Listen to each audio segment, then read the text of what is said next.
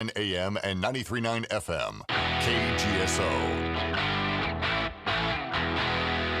Sports talk at its best. You play ball like a girl!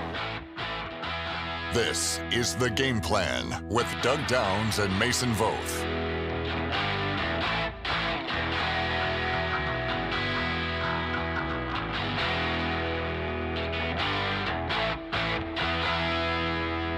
Welcome into this Friday morning edition of The Game Plan. It is a football/basketball Friday for the first time. At least I've felt that way.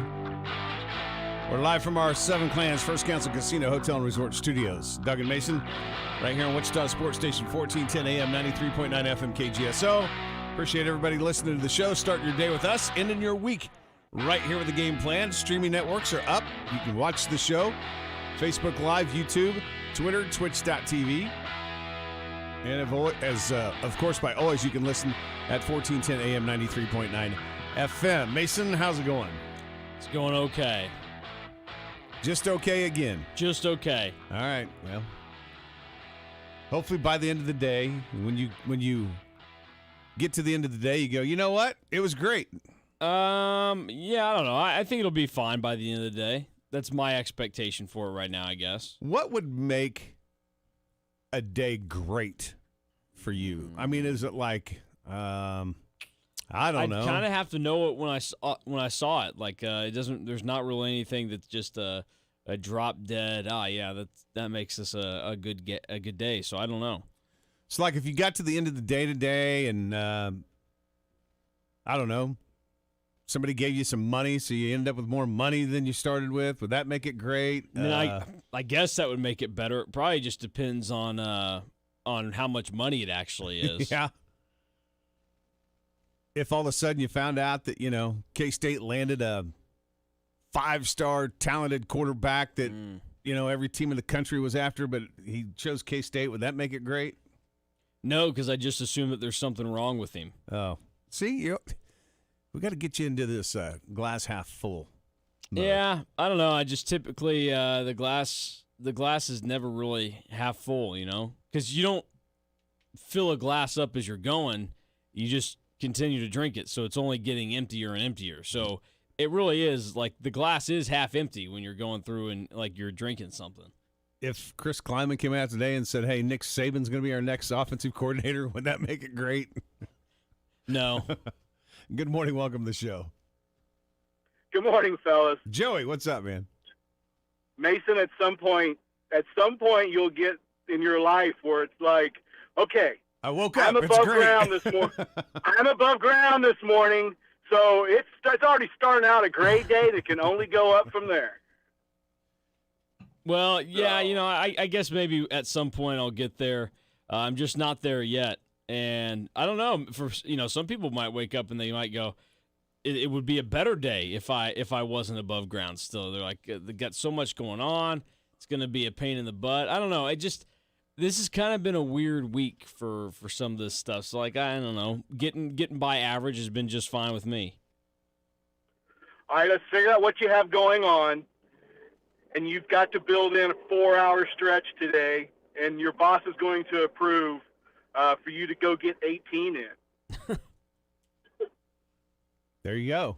That could make it great. I'm sure a lot of people did that yesterday. I was so busy yesterday that I finally stepped outside. It's like, you're an idiot. You could have put all this off till tomorrow. Yeah. Yeah, the weather today sounds a little wild with the high at 70, but then it's going to get cold pretty quick in like late afternoon. And then we're going to get down to 28 before, the night's over. So that sounds pretty not fun to deal with. But okay, now all of a sudden, my day's turning out not to be great. Yeah. You drive in and you hear Jay Prater tell you what the weather's going to be today. That'll really mess you up. Here's the thing, though. Okay, we're going to turn it into the Caddyshack round. Kind of time it so the last three are when right after the front moves through, and you just got to battle to survive. That makes it even better. You better start about 10 then, sounds like. Maybe 11. I think he can do it. So. Yeah, yesterday was unbelievable, man. And this is what I'm talking about. All right, now I'm gonna kind of change my tune here a little bit. You know me, I'm a warm weather guy. I'm good with it being 90, 95 year round. I'm fine with that. Don't have any problem with it. Would prefer it. But that being said, I'll take the 90, 95 during the months it's supposed to be that way. If we can have days like yesterday during the rest of the time, I'm fine with that too. See, I'm having a little trouble getting in the Christmas spirit because of this weather. Who cares? Yeah. I think Doug wants us to have like a Florida or like LA Christmas with the weather where you walk around and you see a bunch of decorations, and the decorations are wearing more layers than you are during this time of the year. Absolutely. Yeah, I was in Florida one time right before Christmas, and while, just hearing Christmas music and there's palm trees and it was 80 degrees, it was just like, nah, I can't get it. This doesn't work for me.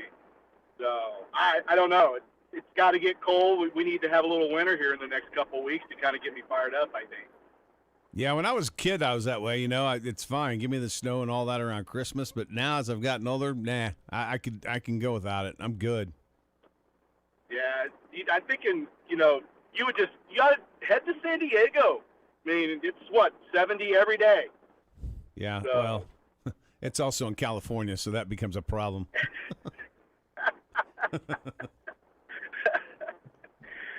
Hey, did you guys watch the football game last night? I mean, it was a little bit of a snoozer, I thought, but it was until it wasn't. I mean, the Steelers at least tried to, get back into it. So good for Ben and company, but they did not get off to a very good start, and it kind of looked like it should be the end of Big Ben's career. But he tried to revive him in the fourth quarter.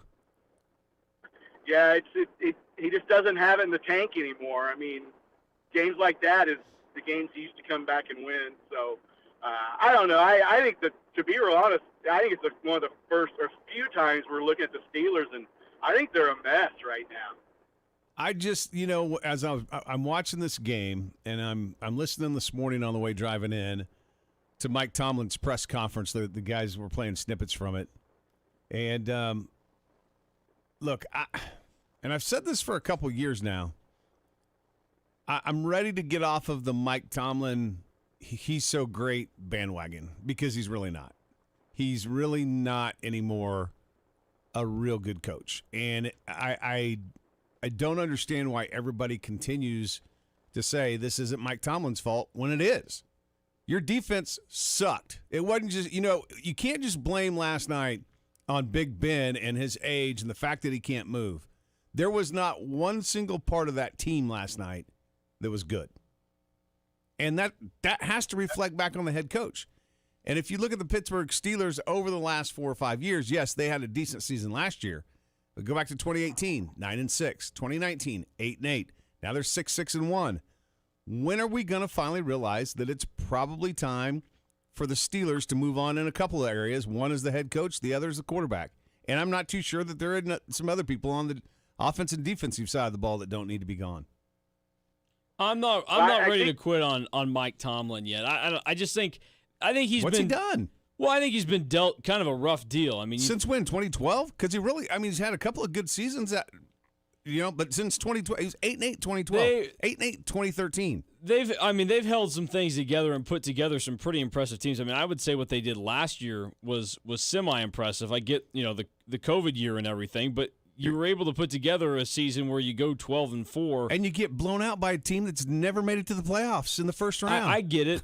And that stuff can be frustrating, but they stay competitive. And, I mean, now you're dealing with an old, washed-up Ben Roethlisberger.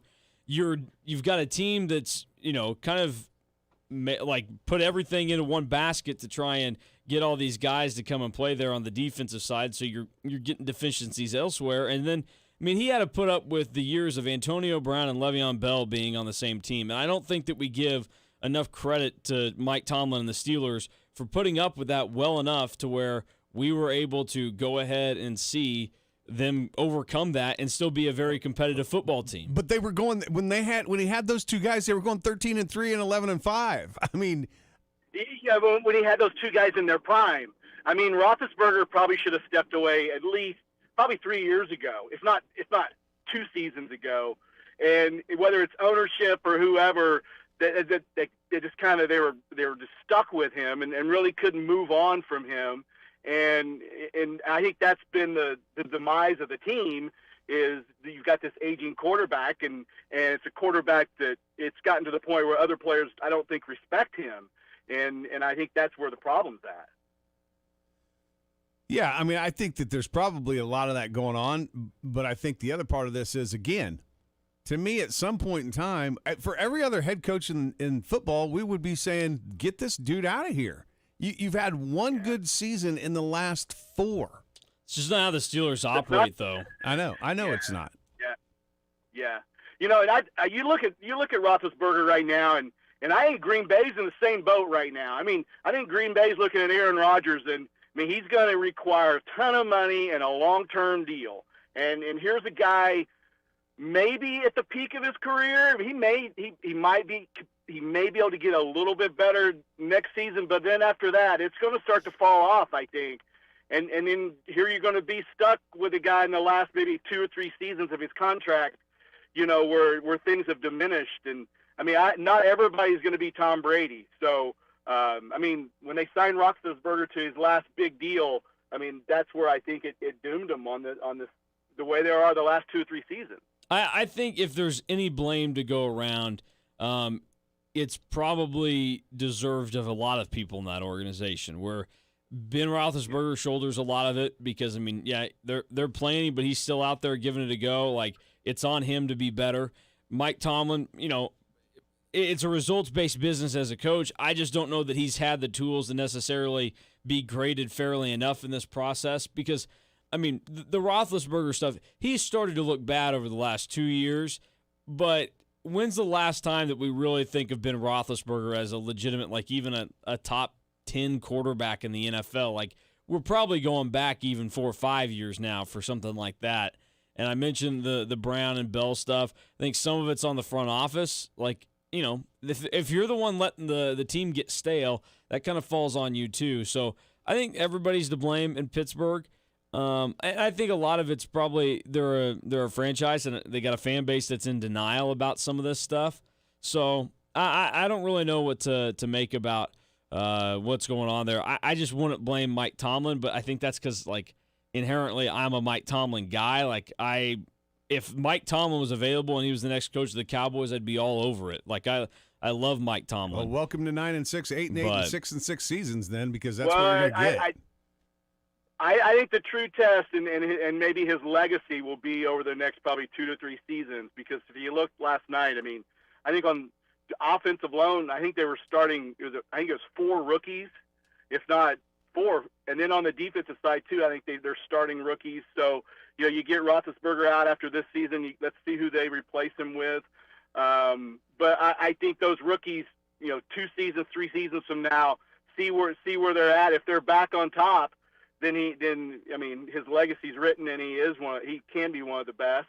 But if it doesn't come back, then yeah, you're right. Maybe it was just he was kind of dealt a good hand there for a while. So, but I mean, he's got a very young team, and now he's going to possibly have a new quarterback next season. So, I think if he turns it around the next couple of years, then I think he's going to go down as one of the best. All right, Joey, man, appreciate it. You bet. Hey, guys, have a great weekend. And, hey, Doug, get out there and do some Christmas shopping. Nah, I'm good. All right. Thanks, buddy. Appreciate it. Take care. Bye. Hi, good morning. Welcome to the show. Hey, I'll second that with Joey about the Christmas shopping. But, hey, Doug, you're probably doing it like I do. Hey, I'm a last-minute guy. And now that all my kids are grown, I don't have to do the toys thing, right? And I'm stuck in that gray area. I'm not a grandparent yet, so I don't have to go back to buying toys. The luxury of being able to go to Dillon and do all my Christmas shopping right at the gift card kiosk is priceless, right? That's how you Christmas shop. There you go. There you go. But, hey, I wanted to comment on the Mike Tomlin deal. First of all, I read some disturbing news, and I don't know if you guys have mentioned it yet. If you have, thank you. But former Denver Bronco Demaryius Thomas passed away yesterday of a seizure. Yeah, I read that. It stems from an accident that he had back in 2019. I really didn't know much about that, but and it's too bad. And you want to talk about lightning in a bottle for about 5 years. He was the number one receiver in the league, not just the AFC, but the league. And, sad to see that, and then being a Denver Bronco fan, I knew you'd appreciate, that. But as far as what you guys are saying, Mike Tomlin, I agree with both of you. Mason, I respect Mike Tomlin as a coach just for the point of, since he's been there, think of all the things that have went on in society, and it's almost seemed like the Steelers, he's kept the locker room together, right? See, I would disagree with that, David. I would disagree with that completely. With the exception of Le'Veon Bell. I think that Mike Tomlin is a great X's and O's guy, and I've said this a lot about him. I don't think he's a great coach at discipline and keeping the locker room together, because I think he's had teams that have underperformed, and I think some of it had to do with that.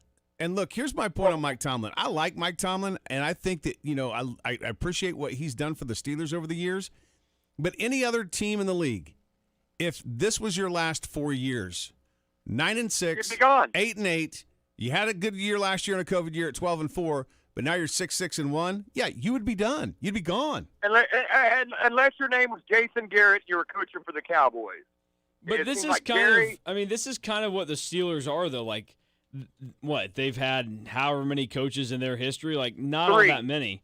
So he's been around for a while now, and they just don't bail from dudes. Like, it's kind of a crazy thing, and I think that they probably respect Mike Tomlin, and they expect him to get over on the other side of it. Like, it's not necessarily like, Bill Cowher had a stretch where he was killing it until he, lucked into winning that Super Bowl. Like, they go 11-5 and they win it. With Bill Cowher, though, Bill Cowher wasn't afraid. Look at how many quarterbacks he went through. He wasn't afraid to, take a chance on a guy, Cordell Stewart, and then after a year or two realize, hey, that doesn't work, right? Let's move to something else. The thing with Tomlin, I think what'd you say? It's been at least 5 years since Big Ben's been a top 10 quarterback. Yeah. I would almost take it a stretch further. He hasn't been top 10 since they lost since their last Super Bowl appearance. Yeah. So I think the tough part about this, though, is, one, I don't know how much of that is on Mike Tomlin to where he has the say-so of kicking Ben out of town, and two, even though the writing's on the wall that things are not going well for Ben Roethlisberger, like, I think Steelers fans are still pretty committed to it, and I don't think that you could just boot him out of there. Like, you got to let Ben go on his own time. Like, he's, I guess, earned that right, and I think that's kind of where they stand. Like, Bill Cowher, he could keep plugging and playing quarterbacks because there wasn't anybody that stuck there. But Ben's been there a while now, won 2 Super Bowls with them, and he's, kind of become a cult hero in Pittsburgh. He'll be a Ring of Honor guy. He'll be a borderline Hall of Fame guy. And so I don't know that there's any really good way for them to handle this. I think it's nice that it sounds like maybe this year it's heading towards it'll be done, but I don't think that, the Big Ben thing is on Mike Tomlin. Well, that's true, but as the head coach, as the one that it all comes down on, right? At what point do you go to the front office and say, look, we need to start looking elsewhere, right? At least Bill Belichick, even though Robert Kraft, nixed the deal, Belichick was not afraid to try to move on from Brady when he wanted to keep Jimmy Garoppolo, right? Now, granted, they're two different people, but look, we've seen what being naughty and being nice to a team star has got us in the past. I mean, look, the Packers did the same thing to Brett Favre, right? And just to show now, granted, Big Ben's not going to go play somewhere else just to show him he can still play, right? But at what point do you take for someone's feelings versus wins and losses, right? And it's the signal caller. I mean, it's the head coach. It should be on you at some point, it should be on you to go to the management and say, look, I love the guy. He's been the only quarterback I've had, for the majority of the time, for exception of the few times he's been, out for injury or whatever. But if we want to be successful going forward, if I was Mike Tomlin, I'd tell him, look, if you're content with 9-6, 8-8, or whatever it is, then hey, let's keep doing what we're doing. But if you want to win and want to win Super Bowls, we need to start retooling. That's where I'm saying where it comes on Mike Tomlin. As far as the performance on the field, I get that. That's more on the player. But as far as other things, I think that falls more on Tomlin, in my opinion, or the head coach in general. Not to pick on Mike Tomlin, but since he's the subject here, then, it's on Mike Tomlin, in my opinion. My whole point to this whole thing is this. I like Mike Tomlin. I think Mike Tomlin, again, is a good X's and O's coach. I think he's a guy that I appreciate what he's been able to do for Pittsburgh over the years. But the Steelers over the last 5 seasons haven't been great. They had, again, last year a 12-4 season, the COVID year, all that kind of stuff. I get it. But they just haven't been that good. And with any other, the way coaches get moved now, with any other team in the league, they wouldn't put up with it. And I get that Mike Tomlin, a lot of stuff is not in his hands. But what is in his hands is how his teams look on the field.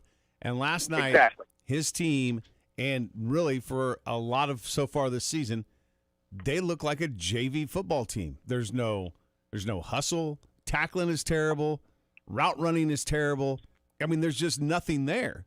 And that is a direct reflection of what your head coach is bringing to the table. Exactly. And, if you're far enough removed from the Bill Cowher era you can't throw that excuse, well, he didn't have it. He was still playing with Cowher players, right? Like with a incoming college coach. And so he's had a lot of time and a lot of chances to get that done. But, yeah, he's just fell still, right? And I will say this, and I'm sure you would agree too, and I've already heard Mason say it, if Mike Tomlin was available to coach the Dallas Cowboys, I'd be all for it. And I'm sure if he was available to be the head coach of the Denver Broncos, you'd be, No, I wouldn't. I would not. All for it. I would not. You wouldn't? No, I wouldn't. I think a change of scenery, like maybe that's what's going to be needed for Mike Tomlin. Like maybe he's been there too long and everything, and all this is worn on. I don't know. I think this Steelers situation is a totally unique deal that a lot of places don't necessarily go through, and I don't know what he could do better in this spot. Like I think that they've kind of made their bed. They have to lie in it now, and they've got some nice foundational pieces. I mean, I would say it's almost more impressive. I get that, they come out and they look like crap last night to start, but I think it's probably more impressive that they're a 500 football team at this point in the season based off of, one, how we think they've looked playing this year, and two, who's playing quarterback for them. Like, yeah, the fact that Big Ben's going double gloves in a dome right now tells you about all you need to know about him. But yeah. I just think that Tomlin and the Steelers, maybe they need a little bit of a break. I still would lean to think that Mike Tomlin's a pretty good football coach and that he's somebody that a lot of teams would probably like to have on their sidelines. It just may not be something that works out, in the near-term future with the Steelers anymore. Exactly. Well, since Doug doesn't want him or would not want him as the coach of the Denver Broncos, if Mike Tomlin leaves the Steelers and doesn't go to another NFL team, mark my words, Mason, if it happens, man, you're going to be like, wow. If Scott Frost is kicked out of Lincoln, Mike Tomlin will be the next head coach of the Nebraska Cornhuskers. You're crazy. Now, how would you deal with that, Doug? I know. You're crazy. One, Mike Tomlin. Hey. Look, if Mike Tomlin was going to take a college job, this would have been the year, and he should have taken it. But he was very, very adamant that he wasn't going to do that. Yeah, as many high-profile jobs come up real quick, yeah, it'd have been an easy out for him. But hey, you guys stay safe. God bless you, and have a wonderful day and a wonderful weekend. All right, thanks. Appreciate it. All right, keep the phone calls coming in. Don't let Joey and David be the only one to call in. And look, you don't have to agree with me here. Nobody has to agree with me here. I think Mike Tomlin is a good football coach. I'm not taking that away from him at all. I'm saying that right now and over the last 4 years, this has not been a really good Steeler football team. And with any other team in the league, if you had this same kind of outcome and record that Tomlin had, you'd be gone. Now, I appreciate what the Steelers do, and I appreciate you looking at the tenure of a guy and what he's been able to accomplish. But with any other team, this wouldn't have lasted. Not like this. Not with what we saw last night was pathetic, man. They were terrible. I don't know, and this may be it, but they've never had a losing season under him. I just think that he's been pretty consistent for him and gives him a chance. It's just kind of up to your players to make plays once you get to the playoffs, and they haven't. All right, it is a Friday. Love the end of the week. Keep the phone calls rolling in. Back after this quick timeout. This is The Herd. The winner in this is also Colin Cowherd. the Cowboys won last night, and as I'm prone to do, I kind of watch the internet to see your reaction of it. And everybody's like negative, and Dak this, and Kellen more that, and I'm like, who cares what it looks like? Well, Colin, Dak, he's very inconsistent. All this complaining, this is December football, so what it looks like. This is The Herd. And the story out today. Middays on Wichita's sports station, KGSO. The weather is colder this time of year, so that chip in your window is something to fear. Hey, glass man. The Glass Man can fix that chip, making your windshield like new before it turns into a crack, making you feel blue. Hey, glass man. If your windshield is already cracked, getting it replaced now is how you should act. Hey, glass man. So if glass in your vehicle has caused you some stress, call 669-GLASS and get it fixed for less. Hey, Glassman.com is where you go to ensure a clear view. Schedule your appointment with the Glassman crew. Hey, glass man. Looking to carve out a better future for yourself? Start training for an essential career at WTI. Whether you're interested in an in-demand career in technology, HVACR, or healthcare, at WTI's Wichita campus, you can get the training you need to get started. All of our programs feature blended learning with a combination of on-campus and online classes, giving you the ideal balance of convenience and hands-on training. Learn more by visiting us at WTI.edu. WTI, you matter, skills matter. When you were putting up your holiday lights, did you notice your roof was not the best of shape, or you found rotten boards on your house? Then now's the time to call Burwell Construction. The longer you wait, the worse the damage can get. Burwell Construction is a local roofing and construction company in Kansas for over 35 years, and you can trust Burwell Construction. Don't let the winter come and go before you call Burwell Construction. Find out more information and their number at burwellconstruction.com. If it's built well, it's Burwell. Burwell Construction. American Family Insurance offers you the protection you need to pursue your dreams, even if you take a couple of wrong turns. At American Family, we know your car is more than four wheels that get you from point A to point B. It's freedom to pursue the things important to you, which is why you'll want to make sure you have the proper protection. To learn more, get a quote. Contact local American Family agent Brad Woody at 265-6200. American Family Insurance. American Family Mutual Insurance Company SI and its operating companies. 6000 American Parkway, Madison, Wisconsin, 53783. Buying a car should be a fun, exciting process, but nobody dislikes anything more than walking on a car lot and feeling like you have a target painted on your back. Come on, it's the best deal in town. You don't want to miss this. Sign here, sign here. If you're tired of hearing the same song and dance every time, come on down to Auto Infinity just north of Kellogg on West Street. They make it easy to find a gently used vehicle that you love without being harassed. Give me your money. You can find them on Car Gurus or by checking out their website at autoinfinityks.com. Michael and Barb from Best Body Shop join us now, and they've got a great promotion going on this December. Tell everybody about it. So we have a promotion right now called the 25 Days of Christmas. What you'll do is you'll visit our Facebook page at Best Body Shop in Wichita. Make your guess each day on the question that we post at 9 a.m., and each day we're going to pick a new winner. This is our way that we can have your back, that we can give back to the community that has supported us over the last 8 years of us being in business. Find Best Body Shop off West Kellogg and call it 516-3827. Also on Facebook at Best Body Shop in Wichita. Hey Mom, remember last year when Dad took me to Jewelry Savers to shop for you? How about you and me go to Jewelry Savers and find something for Dad? You know, that's a pretty awesome idea. And maybe I may just knock out some shopping myself. Maybe even for myself. Ho, ho, ho. Santa knows, the elves know, and even the kids know. The best place to go is Jewelry Savers, where we don't want $1 million, just a million friends. KGSO Studio presented by Seven Clans Casino, Hotel and Resort. It pays to cross the line.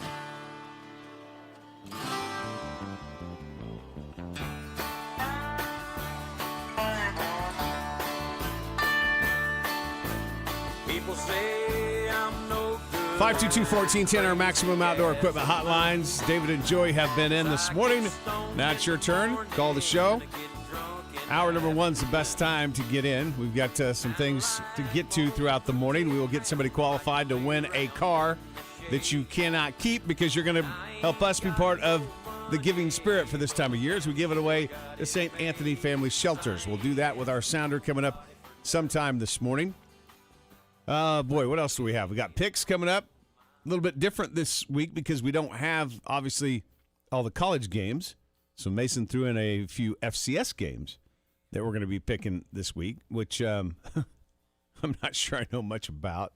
Well, but, it can't be any worse than the teams that I think I do know. You see, I was going to throw in some college basketball games, but they don't set the lines until the day of for basketball, so I wasn't going to, give us something that wasn't actually accurate. Yeah, we would almost have to set our own line. Yeah, and then it gets dangerous because there's a game there that's going to be really good. I don't know, KU Mizzou would have been the other one, and I'm not really convinced that it's going to be Where would you set that line?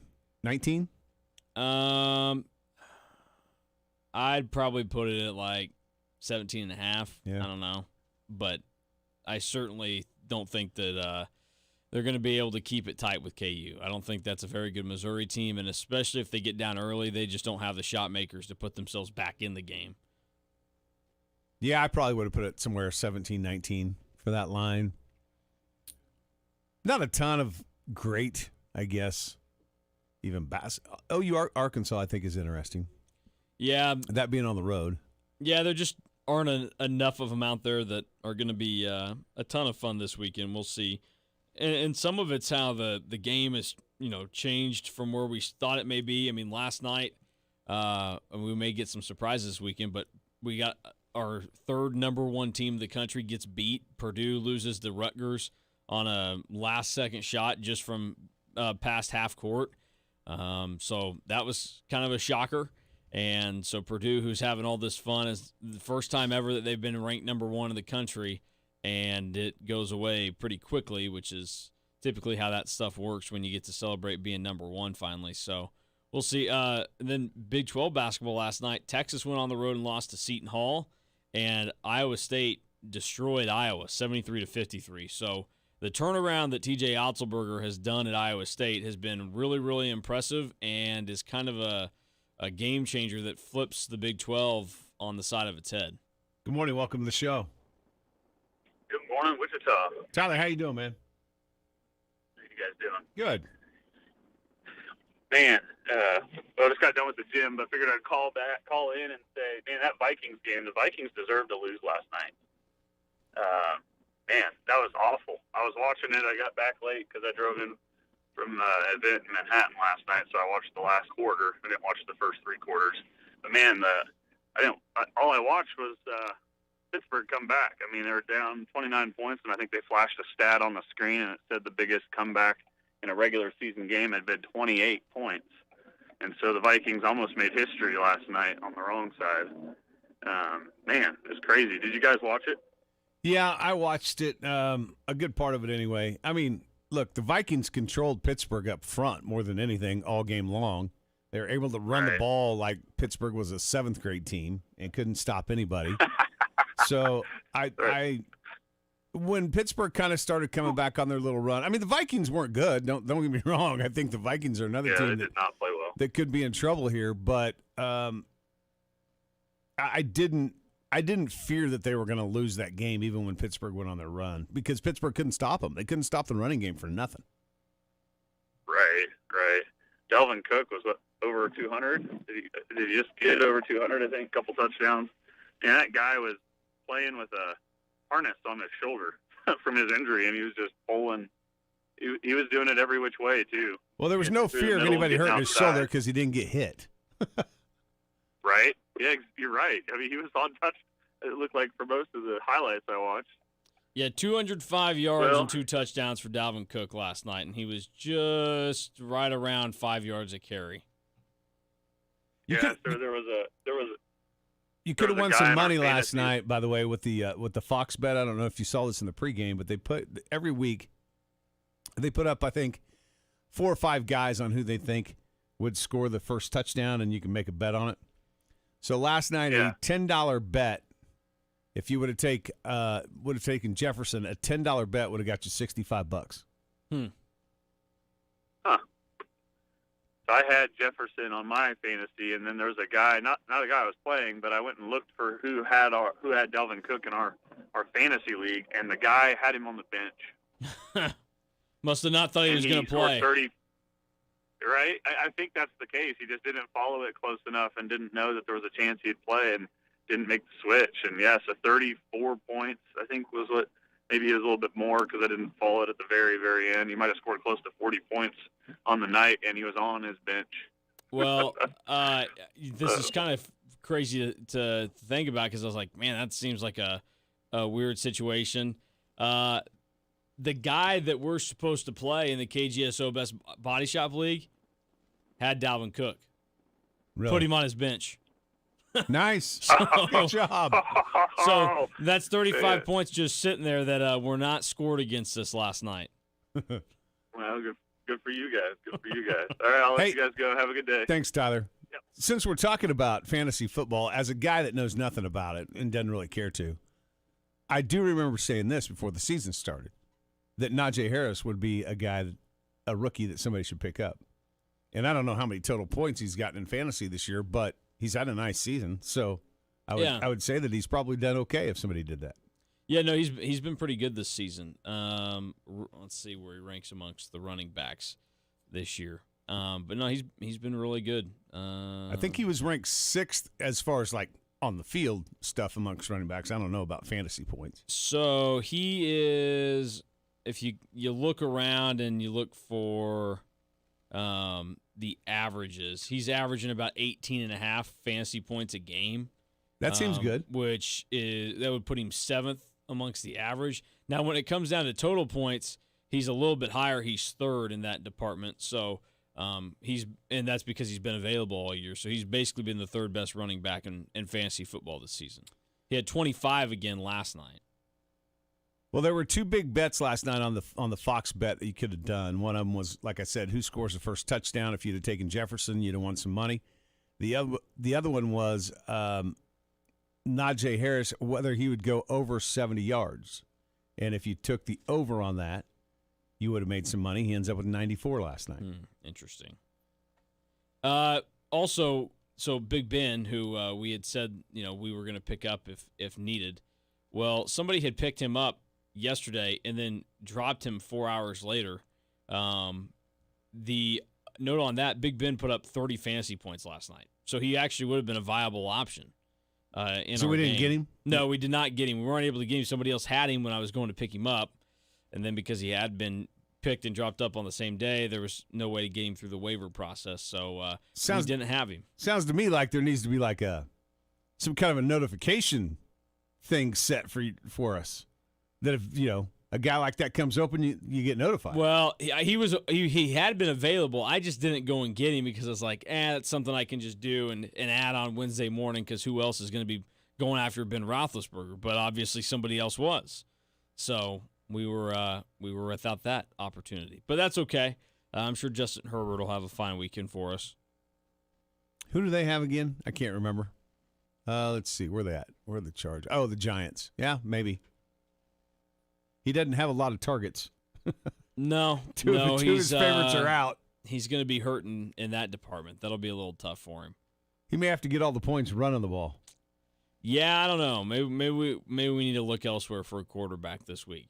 Find somebody else to step in. But we'll hope that maybe he chucks around. The good news is we have Jared Cook, the tight end for the Chargers, and I imagine he's going to get a hefty amount of targets this weekend. So that's at least a positive sign for us. But the last week of the regular season for us with fantasy football, and then next week is when the playoffs will begin. And out of a 14-team league, 8 teams will make it.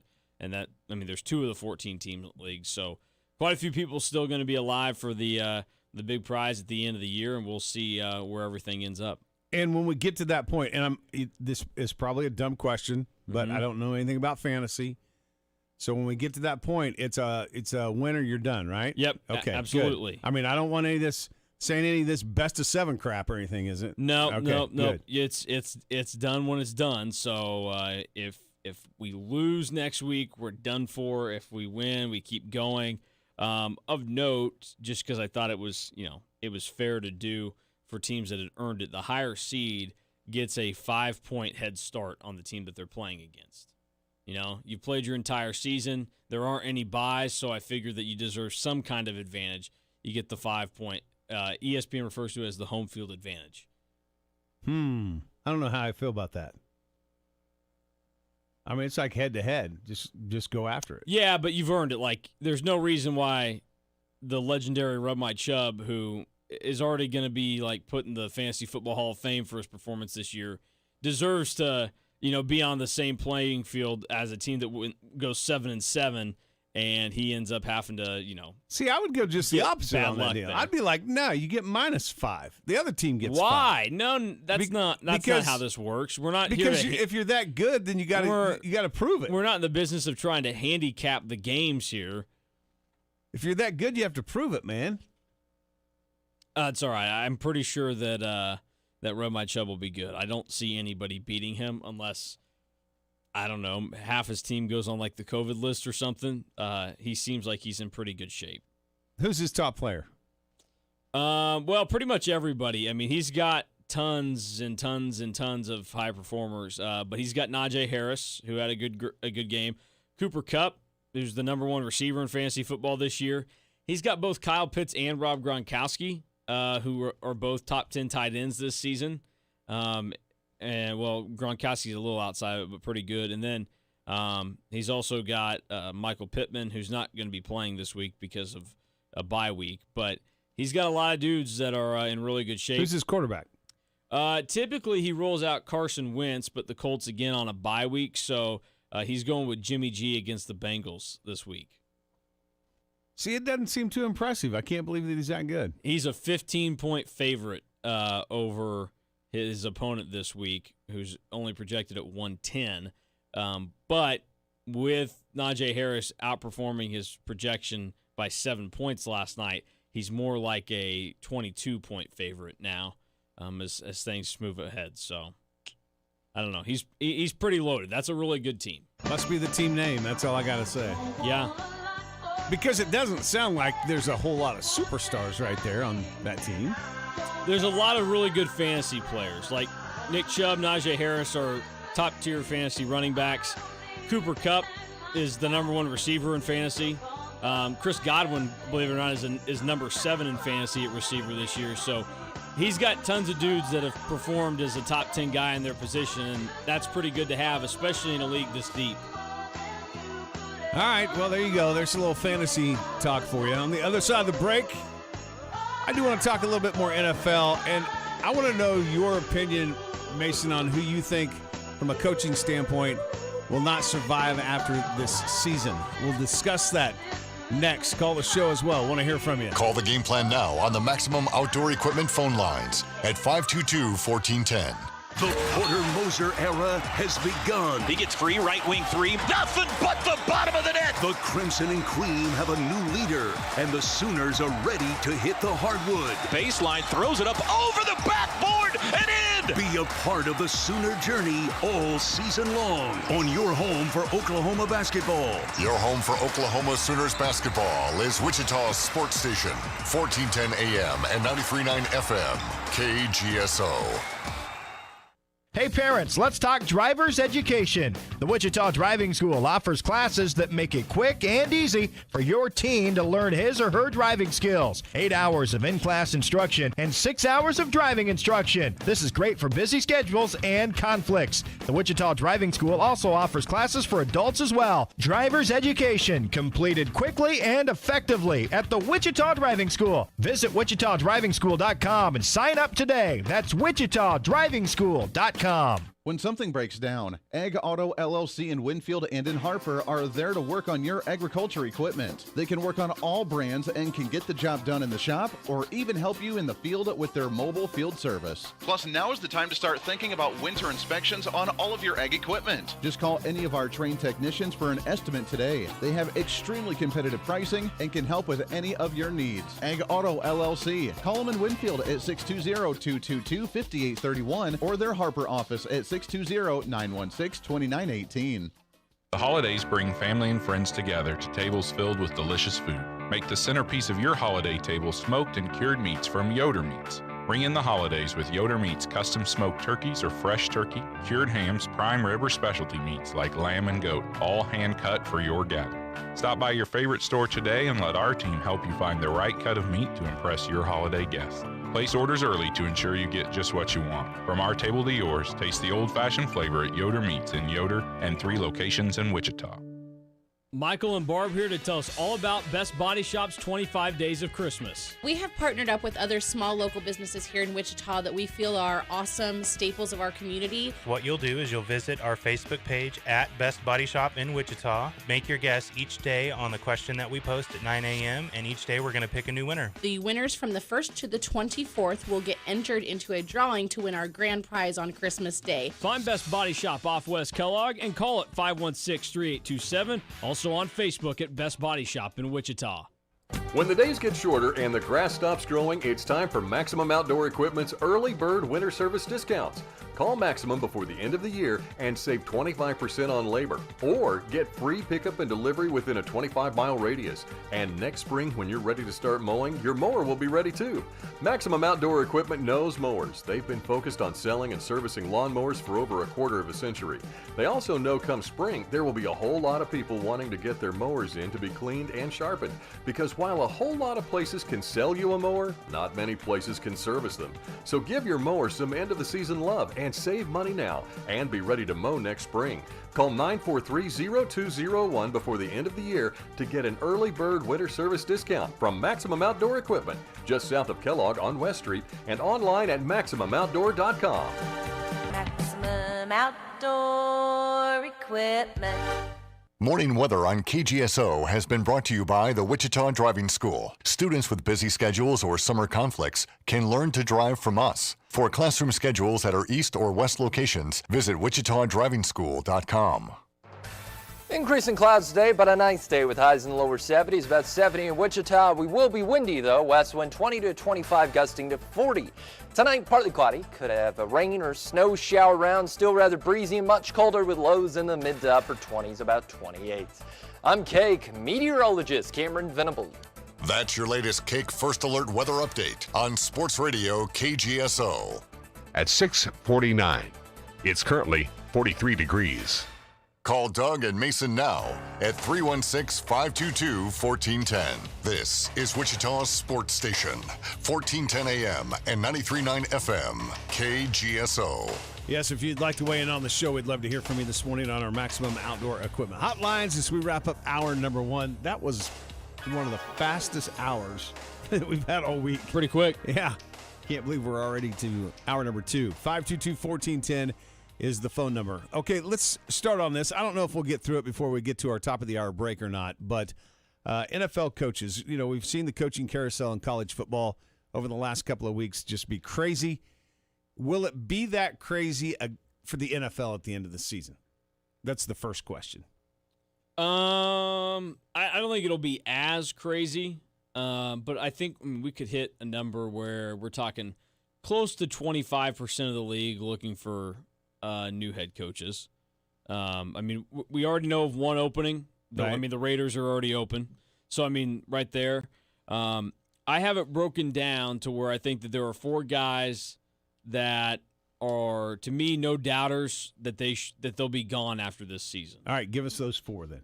Urban Meyer with the Jaguars. As long as the Jags have any respect for themselves as an NFL franchise, there is absolutely no reason for them to keep Urban Meyer around. The thing has been a disaster. They haven't even had moments where they've looked good, competitive. The development has not been there for anybody. So I think Urban Meyer, with everything that's gone on, that's a automatic see you later. Urban Meyer leads off my kick rocks category. Number 2 on that list is Matt Nagy, the Bears head coach. There's no way that guy can be around for another season, and I don't think he will be. They haven't had success. He just keeps seeming like a dead man walking when he goes to his press conferences, and those are starting to get a little annoying. So Matt Nagy on there. Mike Zimmer with the Vikings. They got a lot of talent, and they got too much talent to be 6-7 and to have been the only win for the Lions this year. I think things have just gotten stale. And some of these NFC North franchises have moved off of guys pretty quickly in the past. They've let Mike Zimmer kind of fester. It's probably time for him to go. Then the other guy in my kick rocks category, this is the one that I'm on the fence about, but Vic Fangio would be there for the Broncos. I think Denver's going to look at this at the end of the year, and maybe they still get hot and make the playoffs, but they're going to look at it and say, there's a playoff spot for the taking this season, and we had some really nice performances, but we weren't consistent enough. I think that falls on the head coach. The Vic Fangio bandwagon seems to have very few riders on it right now, so I would imagine that he can go and leave as well. All right, there's 2 out of the 4 that I somewhat disagree with you. I think you have a pretty good list right there, but the 2 of them that I somewhat disagree with will be Urban Meyer is one. I'm not sure they get rid of him just after 1 year. Now, if he decides to leave on his own or it's he's going to step down deal, then that may be a different story. But with Trevor Lawrence as your quarterback, it's only been 1 year. I'm not 100% sure that they'll get rid of him. And then the other one would be Vic Fangio. At the start of the season, maybe, I don't know, after 5 games, I would have said yes, it's definite. But from everything that I've read and following the Broncos pretty closely, I think they're going to stay with Fangio, but I do think there'll be changes within that staff, one of them being with the offensive coordinator. So I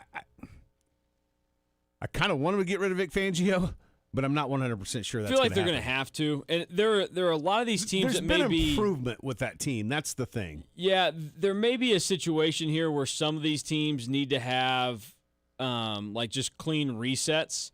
And I'll get to a couple of teams like that here with my maybe category. I can see all 4 of them happening. There's no doubt about it. But I'm just wondering, do you get rid of a guy after 1 year? And then if you look at Denver, the biggest improvement has come on the defensive side of the ball, which is Vic Fangio's, that's his side of the ball. So I think they may keep him around, but force him into some changes within the staff. Yeah, we'll see. There's only one division that I determined that nobody's going to get fired in. But even that, I'm starting to question a little bit. I don't think the AFC East has any coaching turnover this year. Brian Flores with Miami is maybe the only one that could creep into a question mark, but they've gotten hot down the stretch, and I think that they'll give him at least one more season because I think he's well liked, and I think they love him there. And I think I think he's overperformed in most of the seasons he's been there. This is really the only one that's been somewhat of a disappointment, and they still have plenty of season to kind of get this thing worked in the right direction. In the AFC North, I don't think Baltimore or Cleveland are making any moves, even though this year is going to maybe set up a possible, big-time year for John Harbaugh next season because the Ravens need to get it together. It just wouldn't be right unless a Harbaugh was on the hot seat list. Exactly, yeah. The one Harbaugh that we thought was safe and had everything figured out is now the one that is maybe getting fired. But I think they're both safe. I do think that you can put Zach Taylor with the Bengals and Mike Tomlin with the Steelers in the maybe category. The Bengals are overperforming this year. There's no doubt about that. But I'm just still not very convinced that they think that maybe Zach Taylor is legitimately the coach of the future for them. And so I wouldn't be shocked if they made the swift decision, especially if things don't finish positively this year, where they say, you know what, there's some other good options out there. Our roster is still really young and raw. Let's go make that big move and get the right head coach in here now. So that's how I see that. And then outside of that, I think that it'll be interesting to see what happens in Houston with David Culley. He's only been there a year, but he could be a sacrificial lamb. And then Joe Judge with the Giants and Pete Carroll with the Seahawks are both maybes as well. See, I think Pete Carroll is a definite. Yeah, we'll see. I'm not sure quite yet, but we'll see where it plays out. I think your definite 3 teams is obviously we know about the Raiders, but I think the Seahawks are a definite for sure. And, what was the other team that I was looking at? Oh, there was one more that I had on my list here, and now I can't find it. Oh, the Bears. I think those 3 are the definite. Yeah. All right. On the other side of the break, after the top of the hour, some interesting comments during the press conference from Patrick Mahomes. We'll bring those to you next. It's time for your latest news from the KGSO News Center. Brought to you by Continental Truck Accessories, 6701 South Broadway. Show your truck some love with Continental Truck Accessories.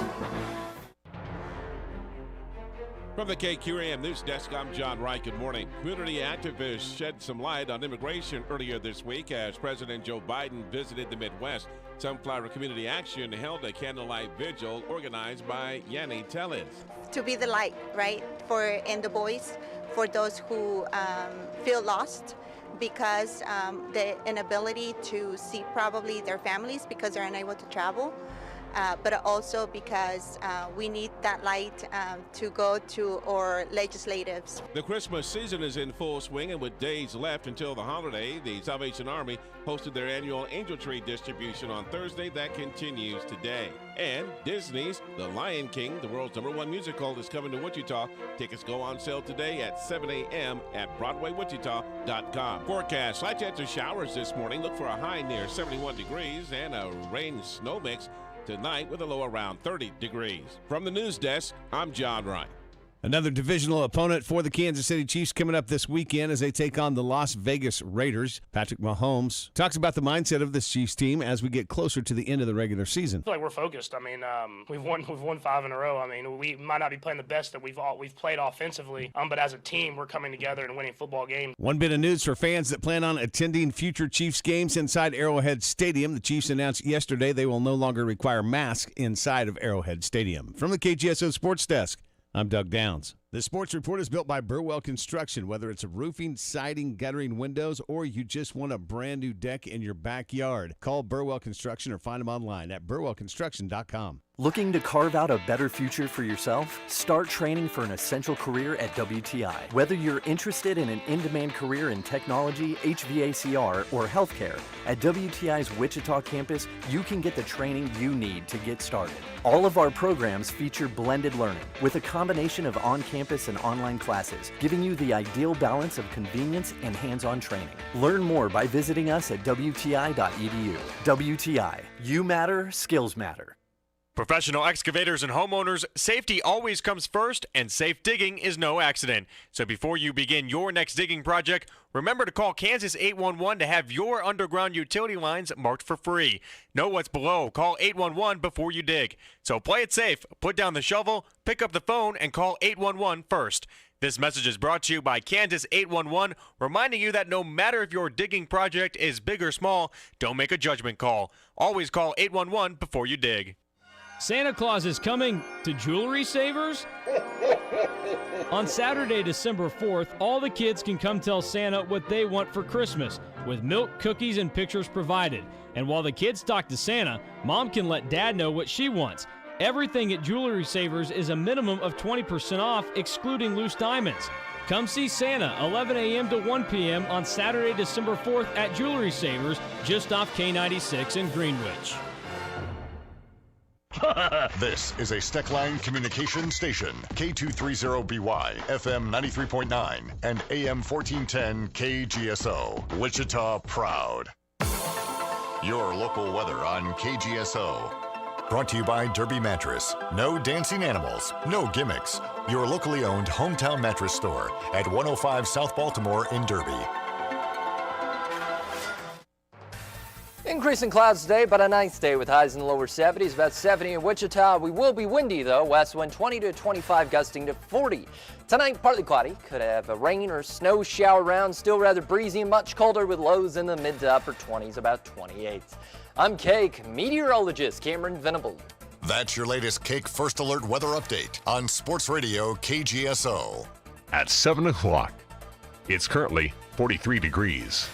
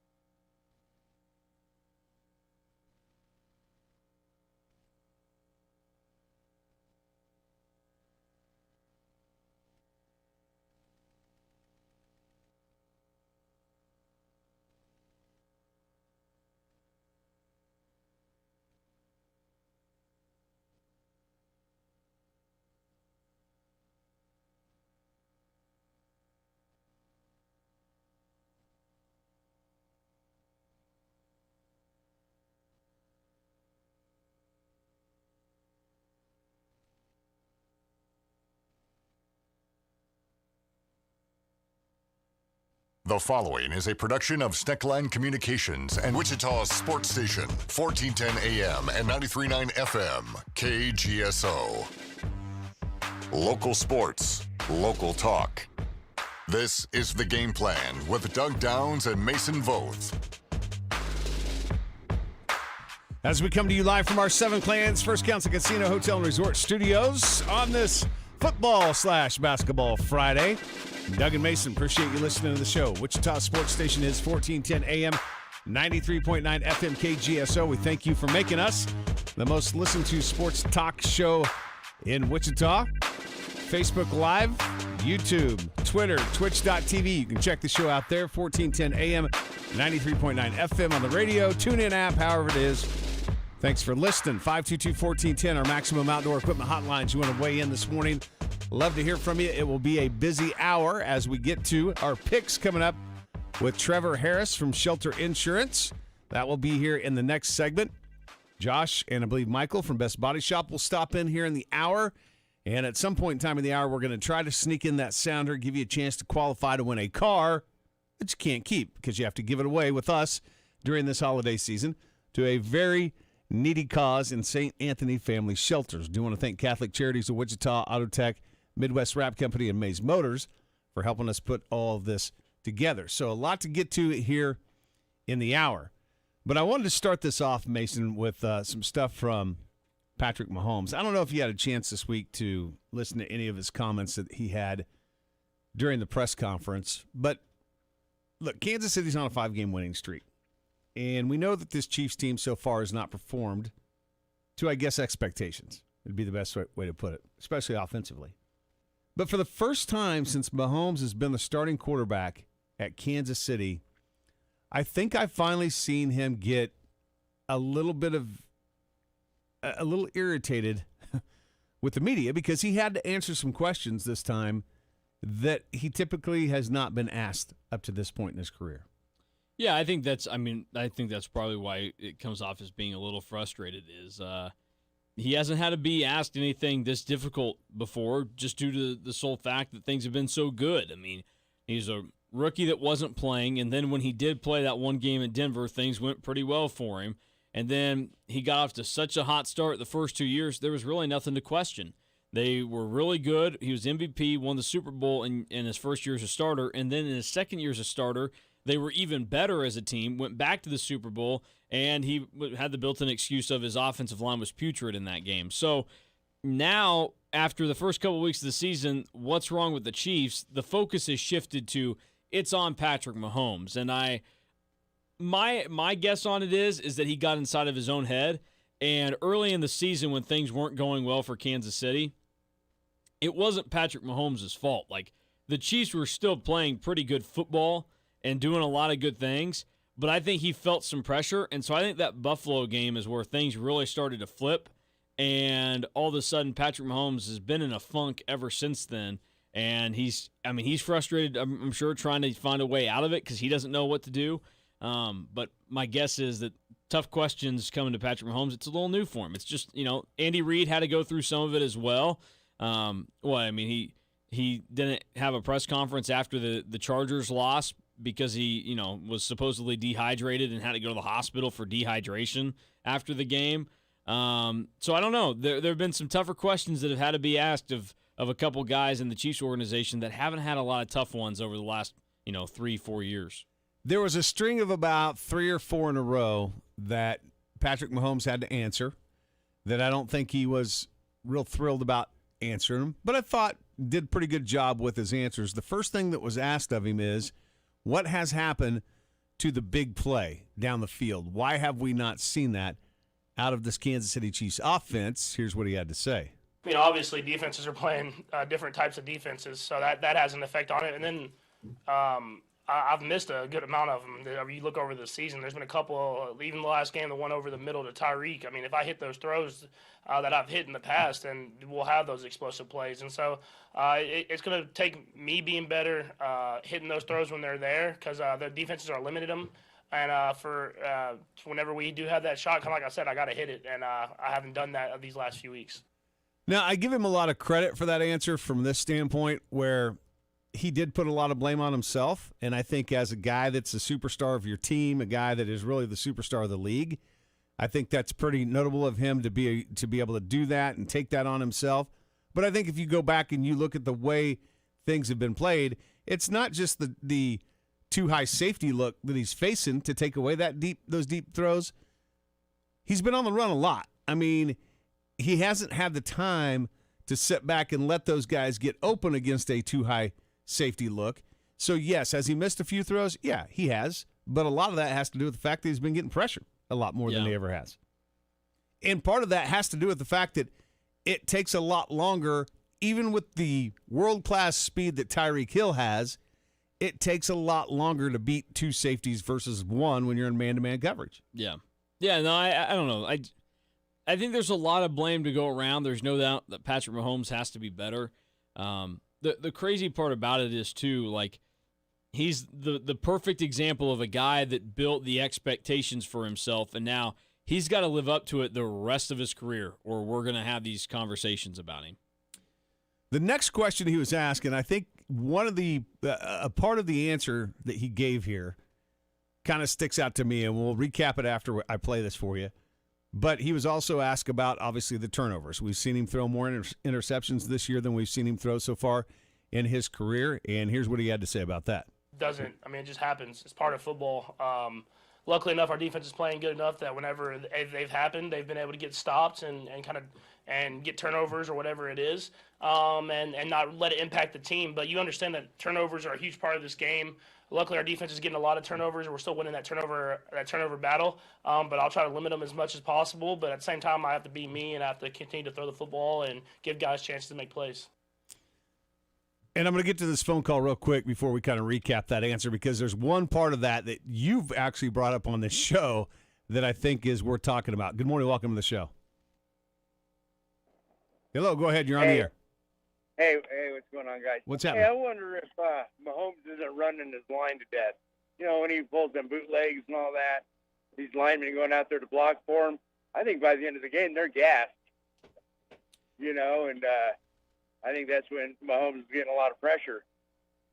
Yeah, there could be a little bit to that, but I think that they have to sustain their pass blocking a lot longer than they've ever had to, just based off the fact of what the defensive backs now are doing. Again, when you got that too high safety look, man, it's going to take guys more time to get open for the deep ball. I mean, for me, I look at it and go, okay, Eric Bieniemy and Andy Reid, help your quarterback out a little bit. That deep threat's not going to be there with this too high safety look.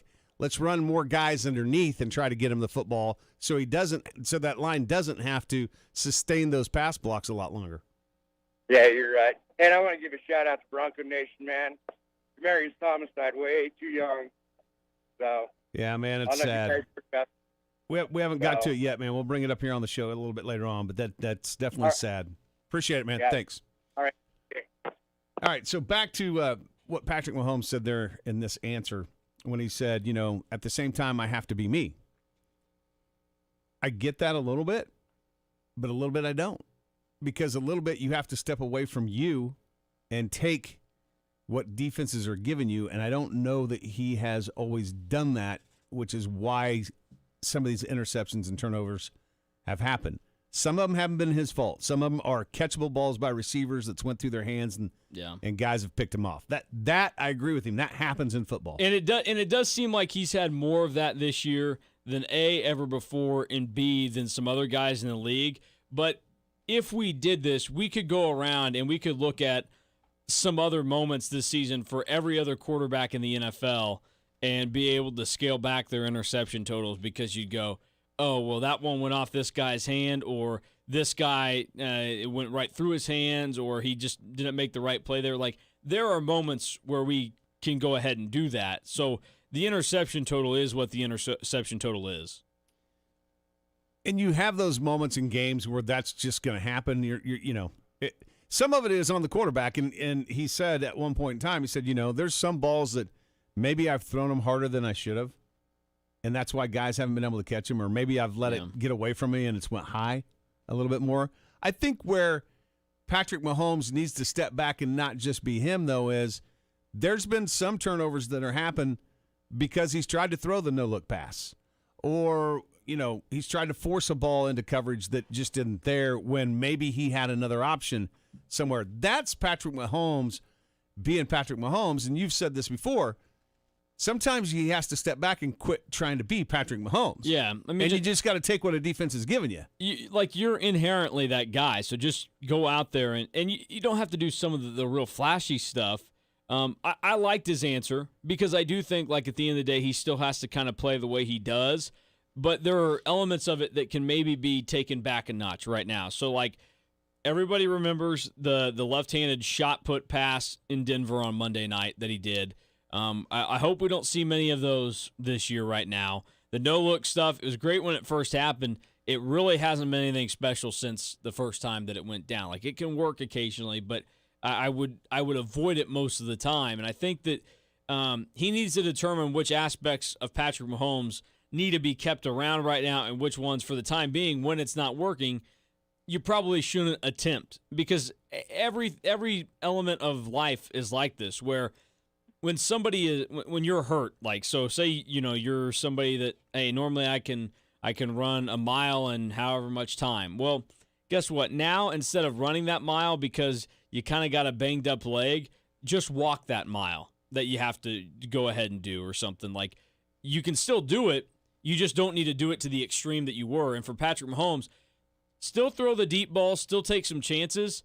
Just don't do some of the stuff that really is only fit for a guy that's totally on his game right now, and Patrick Mahomes is not on his game all the way right now. Hi, good morning. Welcome to the show. Hey, guys. What's going on? Do you think it's like the normal transition I think you see a lot of players go through, that the 50-touchdown season was the fun season? He was still on his rookie contract, and they were winning, and it was the first time they'd really been winning, and then now it's kind of more like work. And then so, like, it's kind of like when Tommy had an interview, I think it was like 2 days ago, he said that the winning's not as much fun as it used to be. He just hates the losing. I mean, you think that's kind of where he's at, maybe, where he's kind of thinking maybe a little bit too much or trying to do a little bit too much to try to recreate his 50-touchdown season? To me, I think it's a couple of things. One, and I don't want anybody listening to this segment to get confused, because I'm just going to put this out there now. Patrick Mahomes is still the biggest superstar in the NFL. And what he's been able to accomplish in his young career has been something that we may not ever see again. He is still the best quarterback playing in the game. I think he gets put up on a bigger pedestal than maybe he probably should. And I think some of that is him trying to live up to that expectation. I think some of it is defenses have figured him out a little bit more now since he's been in the league for a little bit longer. I mean, look, the guys on the other side of the ball are the best of the best too. And the coaches that are coaching those guys are the best of the best in most cases. So I think they've tried to figure it out. And I think the Chiefs set the bar on where you have to be talent-wise, and I think guys have just gotten better talent-wise. So I think now it's a lot harder for Mahomes to make those plays than what it was his first couple of years in the league. I agree with you. I still think there's probably not too many teams that wouldn't instantly trade their quarterback for Patrick Mahomes. There's nobody in the league that wouldn't. Nobody. But I don't think but I wouldn't say that every team would want to trade his contract. I can't imagine Belichick sitting there going like, what we need? We need a $50 million a year guy on this team right now. That's really going to make the difference.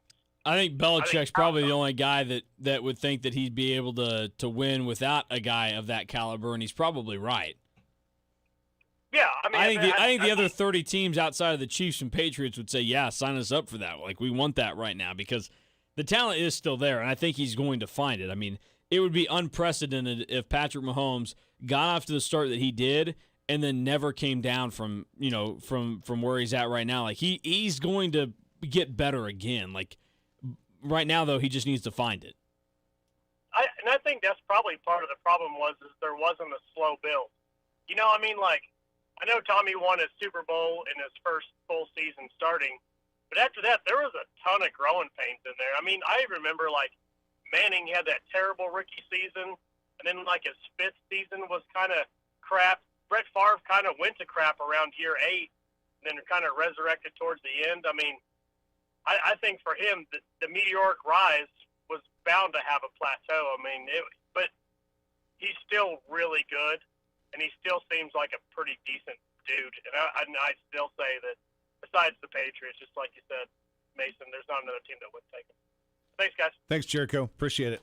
I always love it when Jericho calls because he uses stuff like Tommy. I mean, they're like buddies, man. Hey, Tommy, what's up, man? Everybody wishes they could have had a Tommy on their team. That's right, no doubt about it.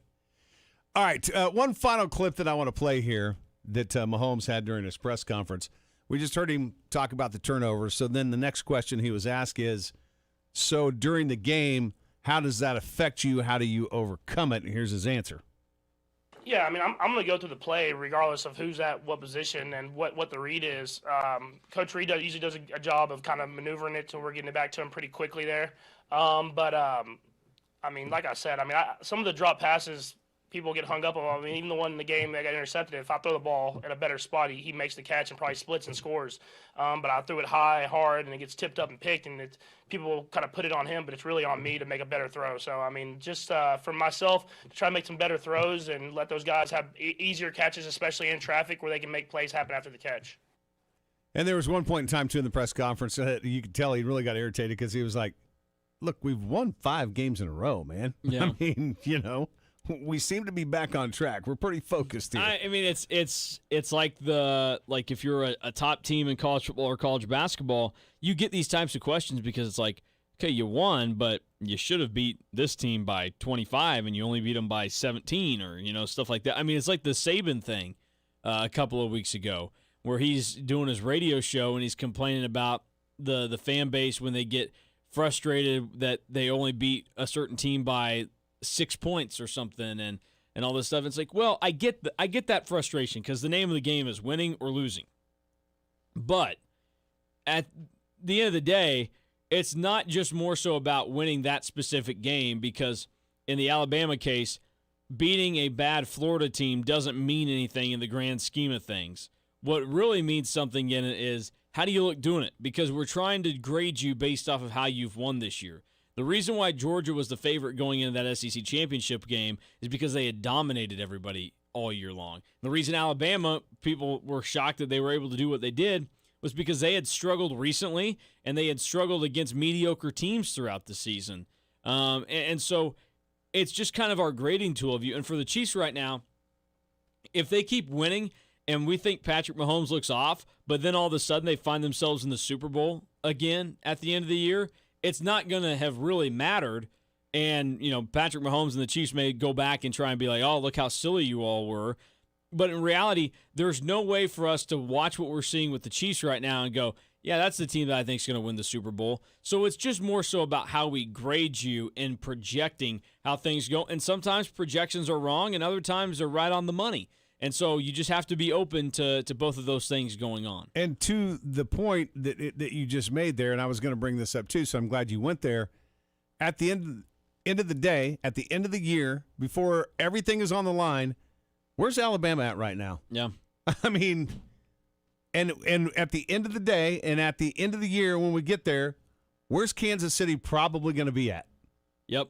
I mean, I think there's no way that they still got, 5 games left in the regular season. There's no way they don't get it figured out by then, and then you're going to get a playoff game on top of that and everything else. Like, Kansas City very easily could be back in the Super Bowl at this stage in the game. And, I mean, right now, it's them in New England that are playing the best football in the AFC. So I just think that the Chiefs, and I get why players don't fully understand it, but there needs to be a little bit more understanding of why this is the course of action. And it's basically just because what we're seeing doesn't compute with what we've seen get to the Super Bowl the last 2 years and then be a play away from the Super Bowl the year before that. But and see, so I think we're you got trying to add it all up. I think you have to give them more credit this year because look at what teams have done. Denver passed on Justin Fields and Mac Jones to take Patrick Surtain. You know why? Yeah. Because they had to figure out how to stop Patrick Mahomes. Yep. That's why other teams built their teams around stopping Patrick Mahomes and this Chiefs defense, especially teams within their division. So the fact that Kansas City is still beating those teams, yeah, it's not by 3 and 4 touchdowns like they did a year or two ago, but they're still winning the games. No. to me, you almost have to look at it and give them more credit for what they're doing. Does it always look pretty? No. But it doesn't always look pretty because the other teams went and took dudes that are better. Yeah. And they can make you not always look pretty. But at the end of the day, as long as you get the W, and then at the end of the season, you're the team that everybody's looking at going, oh, crap. This is who we got to beat. And that's the thing. Like, this season is, by nature, it got an extra game. It is going to be the toughest season that a team could face. And then in Kansas City's regard, it's, okay, they lucked out that they didn't have to face Aaron Rodgers because that would have made it a much more difficult schedule than it would have been. Right. But if you look at it, they end up having to play their cross-division winners, so the other division winners that they ended up playing, like Baltimore. Well, they got Lamar Jackson, who, just recently was an MVP. They end up having to play Buffalo, who Josh Allen had a great season last year. He was an MVP candidate at the start of the season and could still have those great games. And then some of these other teams have built it up, like Derrick Henry. If he had stayed healthy all year, I mean, we don't really know who the MVP in the league is going to be this year. If Derrick Henry had stayed healthy, there's a very good chance that he could have won it this season. And so they had to play a lot of these teams that have guys that are either MVP candidates or they have something that's really elite about them. And so, like, the Browns have what we think is a very good defense. The Chargers have kind of rebuilt themselves, and then we know that they're up and coming on offense, and they seem to have a really good head coach. They faced a very difficult schedule. They're going to have an extra game attached to it, and they're sitting at 8-4, which is not much different than what a lot of other teams are in what we would consider is the tougher conference. We think the AFC is much more difficult than the NFC, where it's pretty clear-cut. You got 5 good teams, 2 or 3 teams that are pretty and then the rest of them are terrible. The AFC is a totally different beast, and the Chiefs have handled it very well. Well, and I think, too, when you look back at the start of the season, I said all along on the show that I didn't think anybody would go 13-3. Now, I'm probably going to be proven wrong by the Cardinals, but I didn't think anybody would go 13-3 in this league. I thought 14 I'm sorry. I didn't think anybody would go 14-3. 14-3. Yeah. I think 13-4 is going to be still where most teams are going to be at. It's just too hard in the NFL, especially nowadays, and the way the talent is, to only lose 2 or 3 games in the season. It's just it's hard. No, it's tough, and I think everywhere's getting better. I mean, the AFC has in the East 3 competitive teams. The North, all 4 are competitive. 2 are competitive in the South. All 4 are competitive in the West. Like, that's brutal. We normally don't see that, especially 13, 12 games in the season. All right, on to the other side of the break, Trevor Harris from Shelter Insurance is going to join us. We will make our picks. A couple little interesting games to pick here this week. Back after this quick timeout. This, keep it on the down low here, is the Dan Patrick Show. Coming into the season, the big concern with the Cowboys was going to be their defense because they certainly struggled on that side of the ball in 2020. And with Micah Parsons there, what's going to be curious is how he is labeled. You want to be an edge rusher. Now all of a sudden you go, I want TJ Watt money. Dan Patrick. The Dan Patrick Show. Weekdays at 9 a.m. on Wichita's sports station, KGSO. Hi, I'm Brian Davis with Davis Liquor Outlet. And I'm Blake Davis. When you're stocking up for your party needs, don't forget to save with our great discount days. On Tuesday, save 10% on all 750 milliliter bottles of liquor. Wednesday, save 15% on craft and imported beers. And Thursday, save 20% on most wines. Seniors and military save 10% every day. And don't forget to visit davisliquoroutlet.com to sign up for monthly coupons and to find a store near you. Davis Liquor Outlet, each store independently owned and operated. Excludes 31st Meridian. The weather is colder this time of year, so that chip in your window is something to fear. Hey, Glassman. The Glassman can fix that chip, making your windshield like new before it turns into a crack, making you feel blue. Hey, Glassman. If your windshield is already cracked, getting it replaced now is how you should act. Hey, Glassman. So if glass in your vehicle has caused you some stress, call 669-GLASS and get it fixed for less. HeyGlassman.com is where you go to ensure a clear view. Schedule your appointment with the Glassman crew. Hey, Glassman. Having trouble finding a new car this holiday season? Can't wrap your mind around paying massive markups? At Midwest Kia, during the Kia Command the Season sales event, you won't have to worry about being left with a lump of coal. Grab your holiday spirit and head to Midwest Kia to put your name on one of over 200 new 2022 Kias that will be here in time for Christmas. And Midwest Kia has the better way to buy with the inventory to match.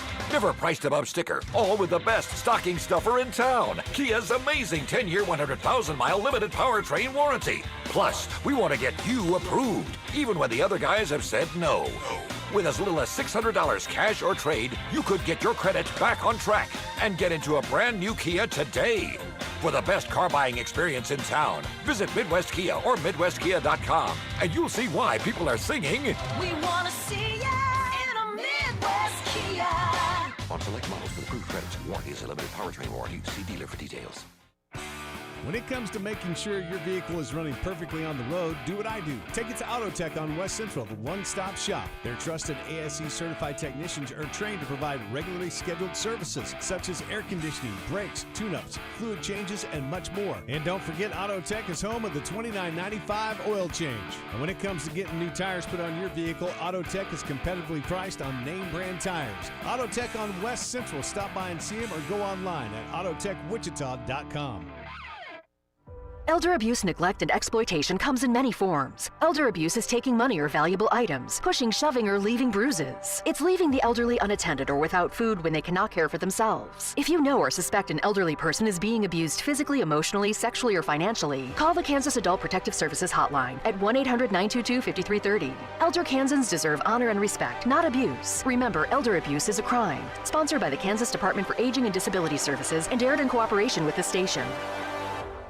Shopping small and local this holiday season feels good, so pass along these good tidings with gift boxes from Yoder Meats. Our gift boxes are filled with locally sourced meats, steaks, snacks, and cheeses. What a wonderful way to show love and appreciation to family, friends, clients, and employees. Call or stop by your favorite Yoder Meats location to discuss options for standard or custom designed boxes perfect for your needs. Place orders early to ensure you get just what you want. This holiday season, give the taste of old-fashioned flavor from Yoder Meats in Yoder and 3 locations in Wichita. Truck owners, Toppers Plus Truck Accessories has the tonneau cover for you. Protect your truck bed and valuables with a locking truck lid. Choose from hard, soft, folding, or retractable covers. Toppers Plus has top brands like Lear, Undercover, Backflip, X-Stang, Roll and Lock, and more. Work or play, make your truck work for you. Toppers Plus, 5511 West Central in Wichita or toppersplusks.com. Make your truck work for you. Hi, I'm Sharon. This is my son Jared. We own Derby Mattress, a local hometown family store. We have better prices and better quality, period. We are different from the box stores. We have no commission salespeople to pressure you. We have American-made mattresses to fit your needs and your budget. You come see us at Derby Mattress. You'll be glad that you did. No dancing animals, no gimmicks. Next to the American Legion, Derby Mattress, 105 South Baltimore in Derby. Call the game plan now on the Maximum Outdoor Equipment phone lines at 522-1410.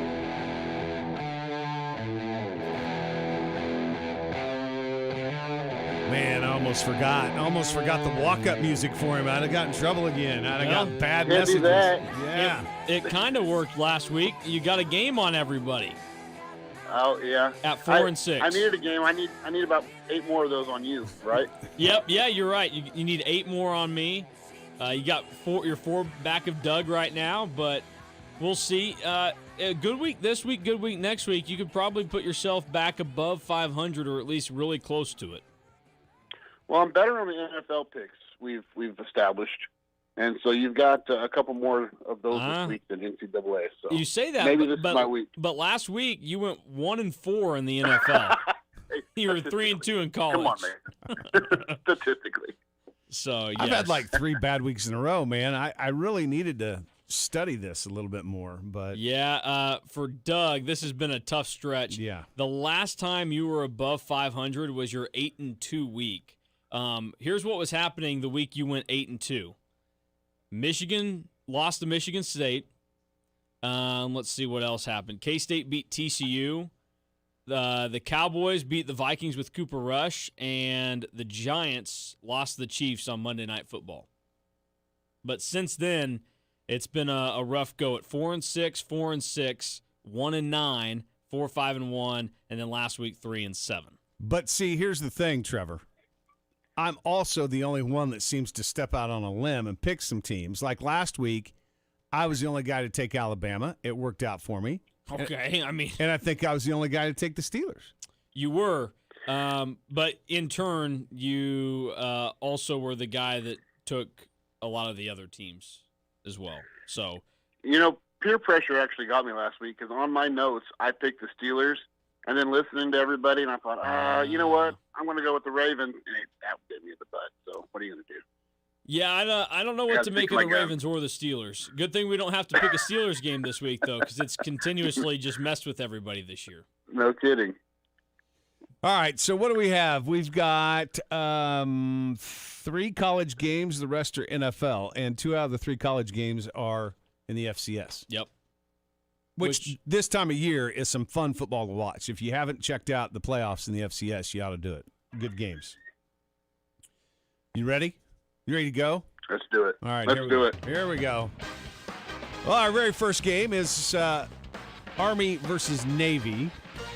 It's one of my favorite games of the year. I probably like the pregame show better than I do the actual game in many years, which will probably be the case this year. Navy's getting 7.5. All right, Trevor, go ahead. I think Army's run game is too dominant, so I'm just going to take Army by the points. I'll keep it simple. All right. Yeah, I'm not going to overthink this. Navy sucks. Army's been pretty good this year, so I'm going to go with Army. So I'm sorry to Ken Niumatalolo, who I thought was a really good coach at one point in time. Starting to change my mind. We're going to start out different right off the bat then. I would rather go with Army for their uniforms. I like their uniforms better than Navy's. But we've got a local player here in Ben Purvis who went to Bishop Carroll that plays for Navy, so I'm taking Navy. All right, here we go with the FCS schools. South Dakota State at Villanova. Villanova is +7 here. Mason. Cats got to stick together, so I'm going with Villanova. Home game for them against the Jackrabbits. I think that they'll at least be able to cover, maybe, hoping. Trevor? Well, Doug, which uniforms do you like better on this one? No, I don't know. Villanova. Think like my wife does.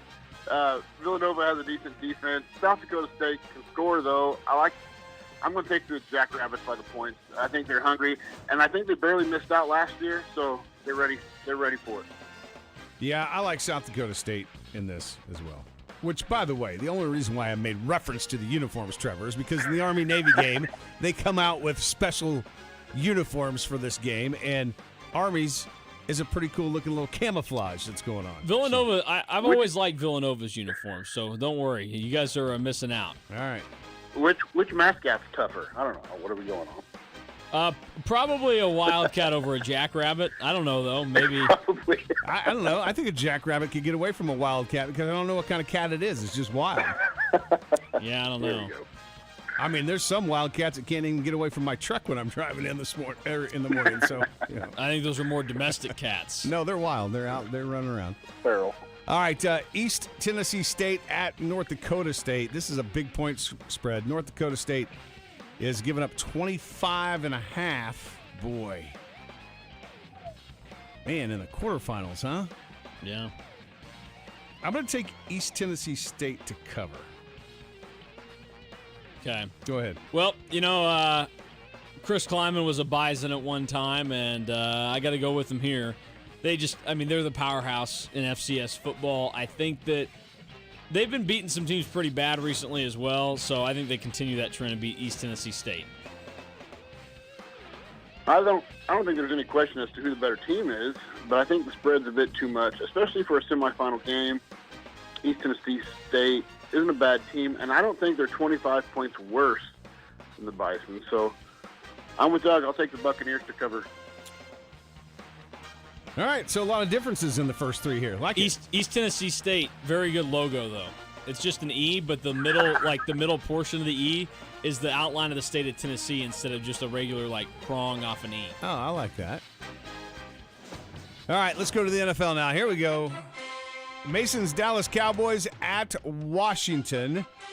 Washington plus 4.5. Mason, do we just need to write you down for the Cowboys and call it? Yeah, good? and if they don't do this, I'm just going to have to, I don't know, take 2 months off until football season's over and not come back. I don't know.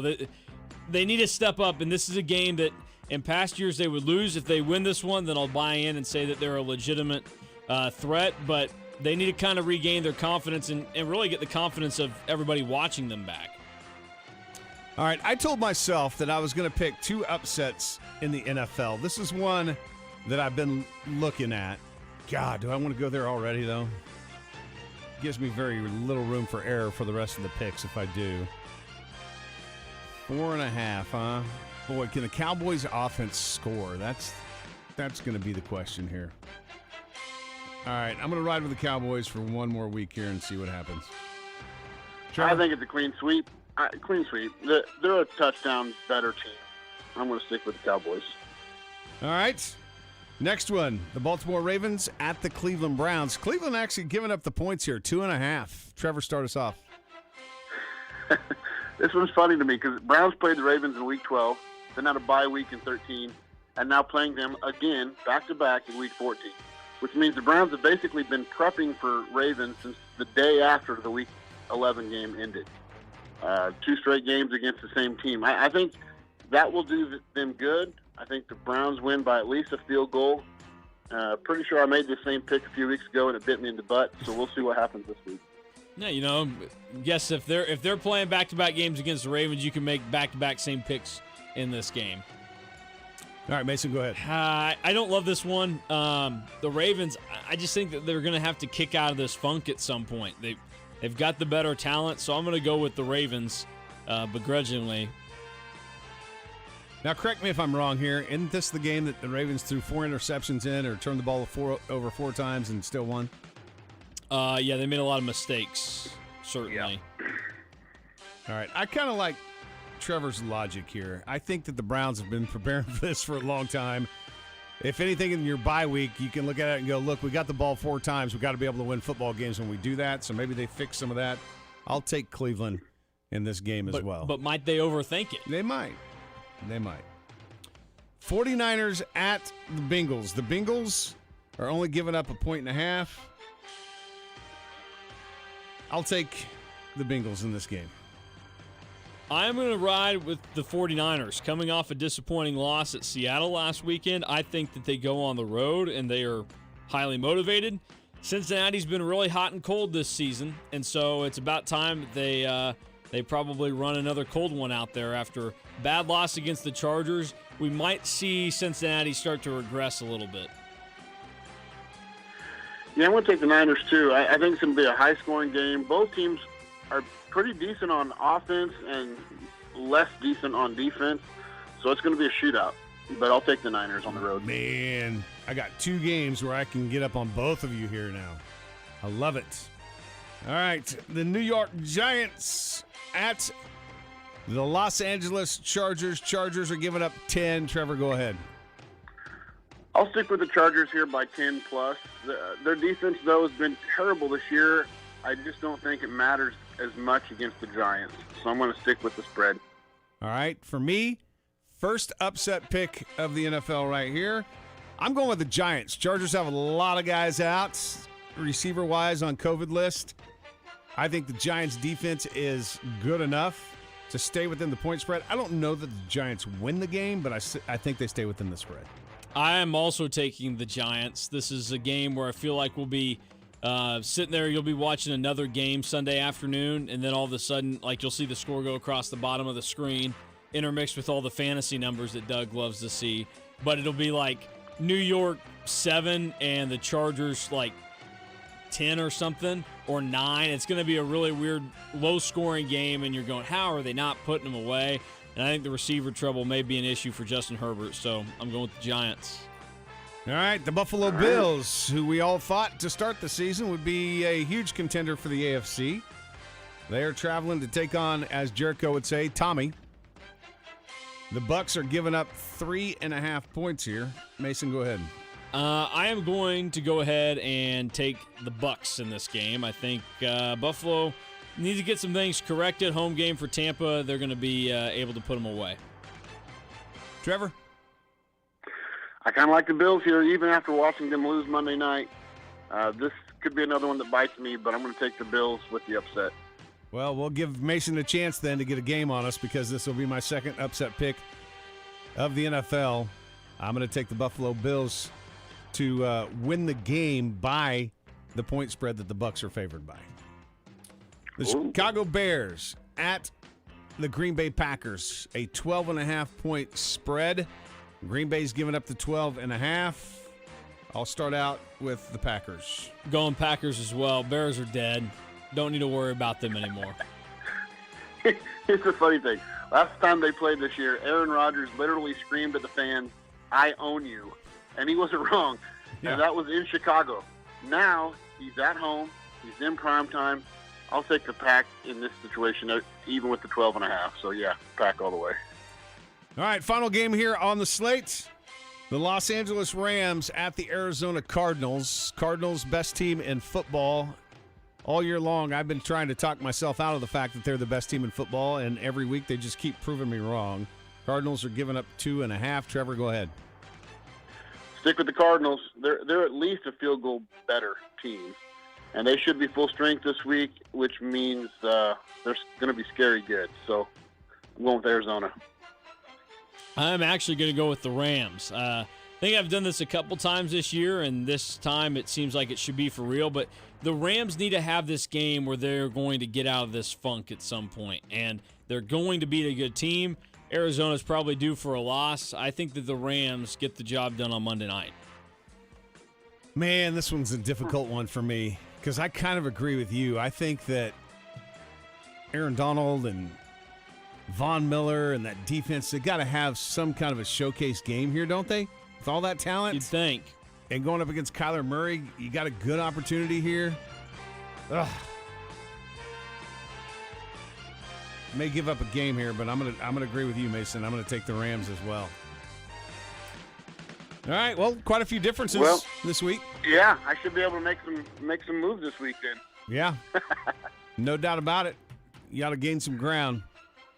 All right, buddy. Well, what's going on over at Shelter Insurance? I know that this becomes a really busy time of the year, but here's the one thing that I think people need to think about. You know, as we get towards the end of the year, it's probably time to have somebody come in and just kind of look at all of their insurance coverage that they have, whether it's on their home, their cars, whatever it is. Make sure they have the proper coverage, because I know a lot of times that can happen. You just kind of forget about it, and maybe you've added some things to your home or whatever, and then all of a sudden you have something going on at your house, and you realize that you don't have enough coverage. So you can help them out with that.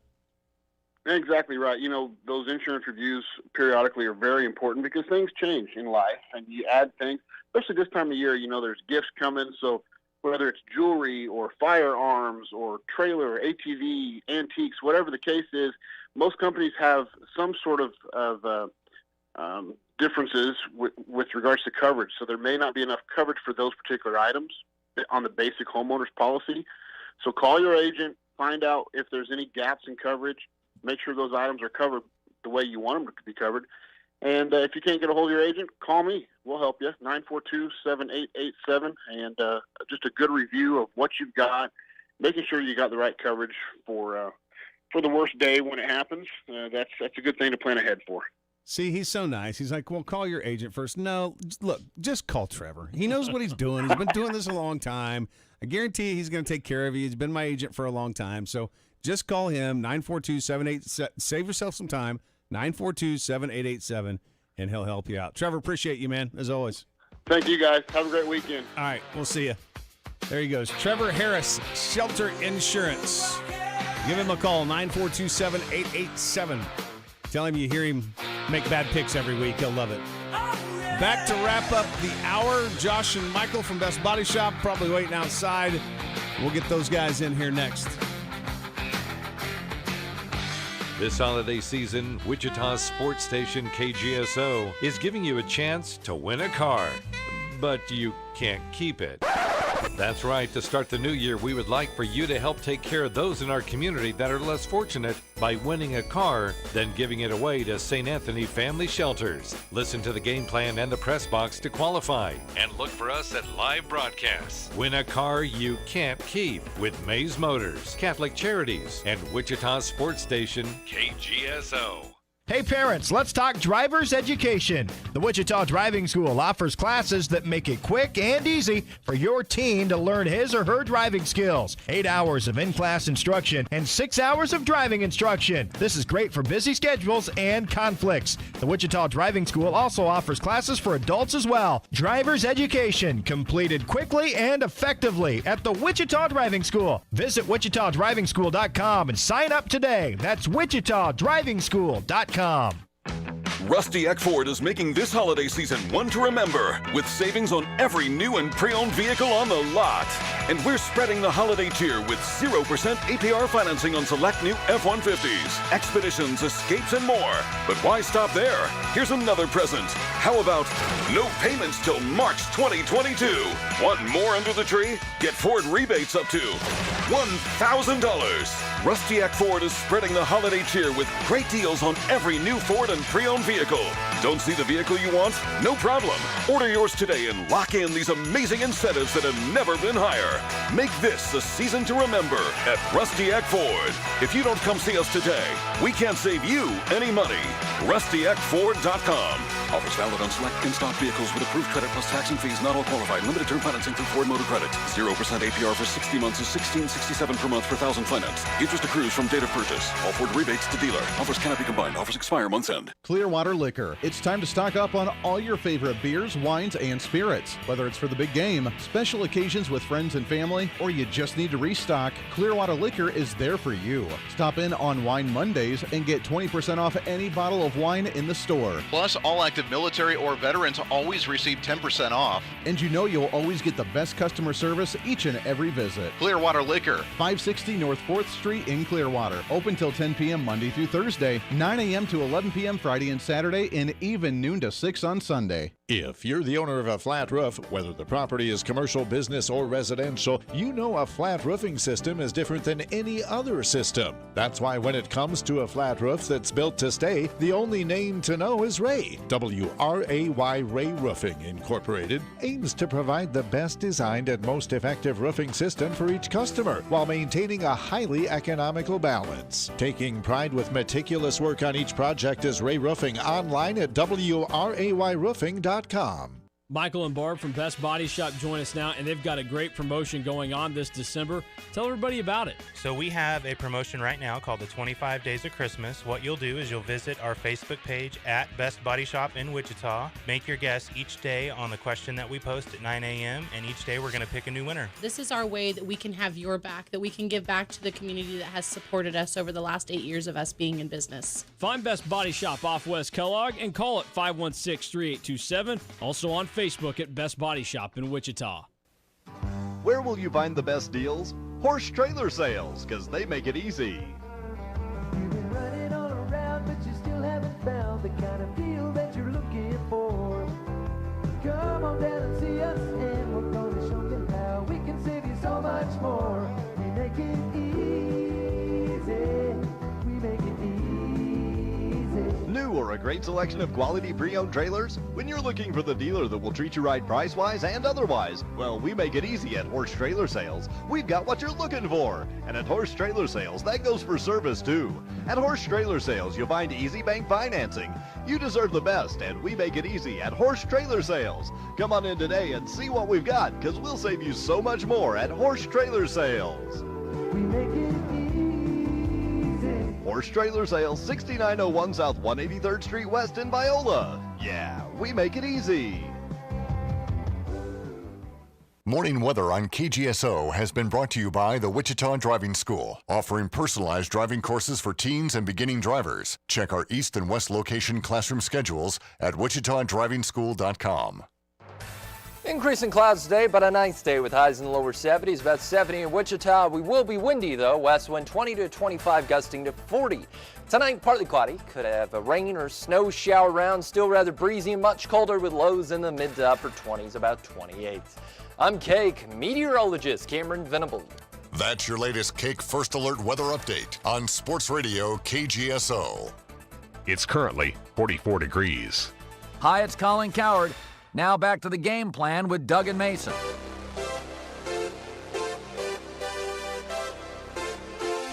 We are in our final segment of hour number 2 right here on the game plan. Wichita Sports Station is 1410 AM 93.9 FM KGSO. We appreciate you making us the most listened to sports talk show in Wichita. Thanks so much for that. 522-1410, our Maximum Outdoor Equipment hotlines if you want to weigh in. We'd love to hear from you. We still got to get somebody qualified, by the way, before we get out of here at 9 o'clock for to win a car that you can't keep. You got to help us give it away during this holiday season. The St. Anthony Family Shelters.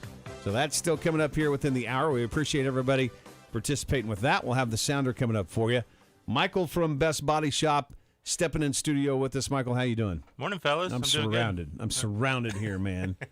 Got Mason with the star shirt on. I've got Michael with the star shirt on. I'm surrounded. Sorry, what I did was I grabbed the other mic because if Josh was going to come in, I didn't want to have to go through the whole process of just bouncing around and everything else. So I'll just keep them both right here. Be pretty versatile right now. I would imagine Josh is still probably licking his wounds. I wish he would come in, though, because I would love to know his opinion. We had a big discussion in the first segment of the show. I personally think it's time for Mike Tomlin to go. You look at his record over the last 4 years, any other team in the NFL would not put up with that from their coach. He had a good season last year, 12-4. Got beat by a team, though, that had been forever since they made the playoffs in the first round by the Browns. But I think Mike Tomlin's a good coach. This is not me not liking Mike Tomlin as much as I just think it's time for wholesale changes in Pittsburgh. Yeah, he is a great coach, but yeah, I agree with you. I mean, they do that in Dallas too. They hang on to guys for just too long, and it's frustrating. So I would be interested to hear what he would have to say about that. He's just probably kind of wiping some tears away still, making sure he looks presentable when he comes in here. We'll get the full lowdown afterwards.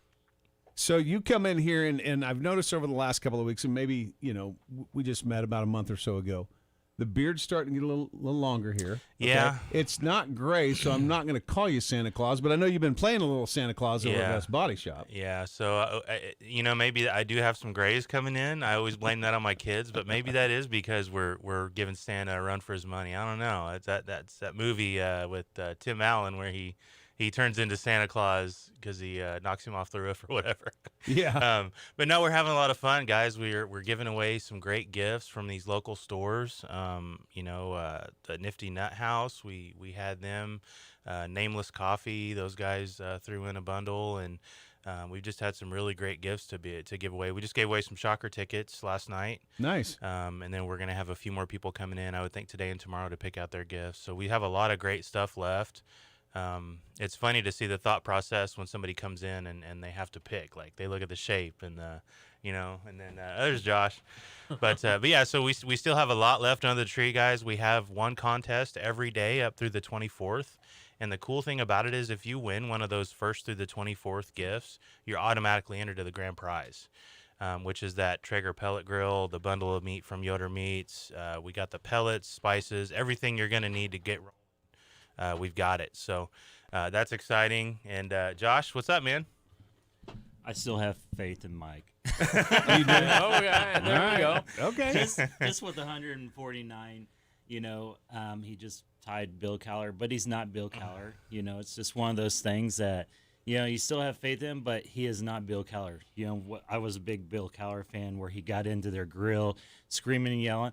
And Tomlin's kind of a different coach. He just bare face. He just sits there. You'll see him smile every once in a while, but I think it's that steel curtain, just stone cold. You just no expression, But I see that there should be some other changes, but like where? Like quarterback position. I don't know that it was your quarterback that killed you last night. No, I would have to agree with that. After I was just like about ready to just turn it off at halftime and just be done with it. I mean, I went to make a sandwich last night because I was a little hungry, and I said, well, in honor of this Pittsburgh Steelers defense, I'll just go ahead and put Swiss cheese on this sandwich because that's what it was like last night. There were holes everywhere. I'm not going to be that harsh because Josh may be ribbing me next week if we lose against Washington. So. I was surprised, three touchdowns in 5 minutes, and then it came down to the last play, and I thought for sure, I was just like, oh my gosh, we're coming back and at least tie it. We laughing at me. Less is better, remember? Well, yeah, I'm just saying, do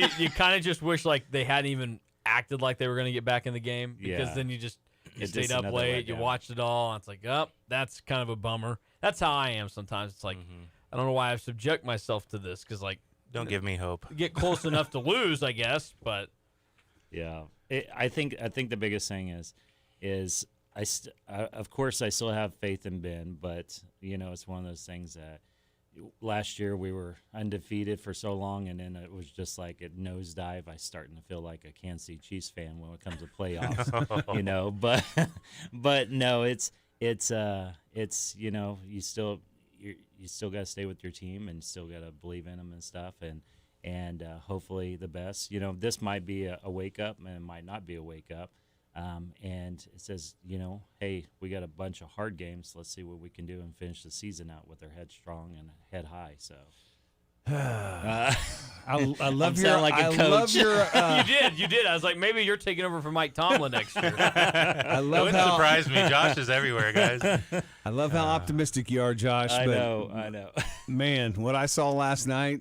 That's not a very good football team. So, in the Best Body Shop KGSO Fantasy Football League, we talked about this earlier today, but we played the guy that had Dalvin Cook last night. He did not start him, though, so we're in the clear. We're good. We're all set. All right. Also, disappointing, we weren't able to pick up Ben Roethlisberger. Somebody else had already picked him up this week. He would have actually been pretty good last night. So it was kind of the perfect storm. We just didn't execute 100%. But I just wanted to make you aware your Steelers almost cost us a game. They did not. Yeah. All right, let's hit the phones here real quick. Good morning. Welcome to the show. Okay. In the Steelers' defense, I watched the whole game last night, way past my bedtime. And Big Ben, he still can throw the ball. They just really wasn't giving him good protection. And the wide receivers, they wasn't really getting open. The balls that I saw him complete, had tight coverage. And to make that, I'll listen off the air. But he can still throw the ball if they just give him a little bit of time. All right, Rick. Appreciate it. Thanks. Yeah, I mean, I think Ben's still got, obviously, the talent and the arm strength and all that. He can't move. That's his biggest thing. In today's league, you have to be mobile, and that's his biggest Achilles heel. He can throw, yeah, for sure. He's got a strong arm. Even at his age, he's accurate. But, yeah, he's got to be able to move. There was one play last night where he got sacked, and it was just like, I mean, you've seen the defender coming, and I can just imagine what was going through Ben's mind. He was just like, oh, crap, here we go again. Yeah, I got to get up. That's got to be a pretty bad feeling for him at this point when you can see it coming at you and like, I don't have it in the tank to actually get away anymore. That's got to be a pretty bad feeling. It'd be like if we just threw you out in like the jungle and you got a tiger just staring you down and you're like, I don't got the horsepower to get out of the way of this thing. And so something bad is about to happen. That's Ben Roethlisberger anytime he sees a pass rush. All right, Josh and Michael are going to hang around with us when we get past the top of the hour. We'll get Danny on with his picks, and then we'll talk to these guys a little bit more because we're going to throw some things in here. I don't know how many gifts you guys still have.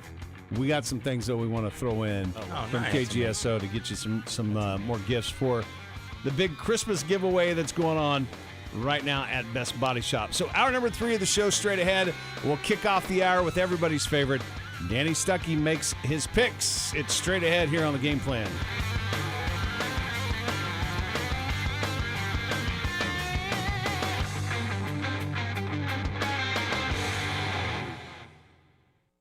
This is a Steckline Communication Station, K230BY, FM 93.9, and AM 1410 KGSO, Wichita proud. It's time for your latest news from the KGSO News Center. Brought to you by Kennedy Tire and Auto Care Center, 3250 West 13th Street. Locally owned and operated. Now you have a friend in the tire business. Kennedy Tire and Auto Care Center. From the KQAM News Desk, I'm John Wright. Good morning. Days after a federal judge blocked President Joe Biden's administration from enforcing a COVID-19 vaccine mandate for employees of federal contractors, Spirit AeroSystems on Thursday announced that it is suspending the January 4th vaccine deadline. The move from Spirit follows similar action taken Wednesday by Textron Aviation. One person was killed in a crash in Sedgwick County Wednesday morning. At around 8:45, a Dodge Caravan and Mercedes van collided at the intersection of 55th Street South and K15. Driver of the Dodge, 74-year-old Danielle Santres of Wichita, was taken to a Wichita hospital where she later died. The driver of the Mercedes had minor injuries. And the Wichita Police Department will hold its annual holiday feast on Sunday at Pig In, Pig Out Barbecue to help families like Diane Childs. Somebody that don't even know you, come in and help you. The forecast, slight chance of showers today. Look for a high near 71 degrees and more of the same tonight with a mixture of snow with the low around 30 degrees. John Wright, KQAM News.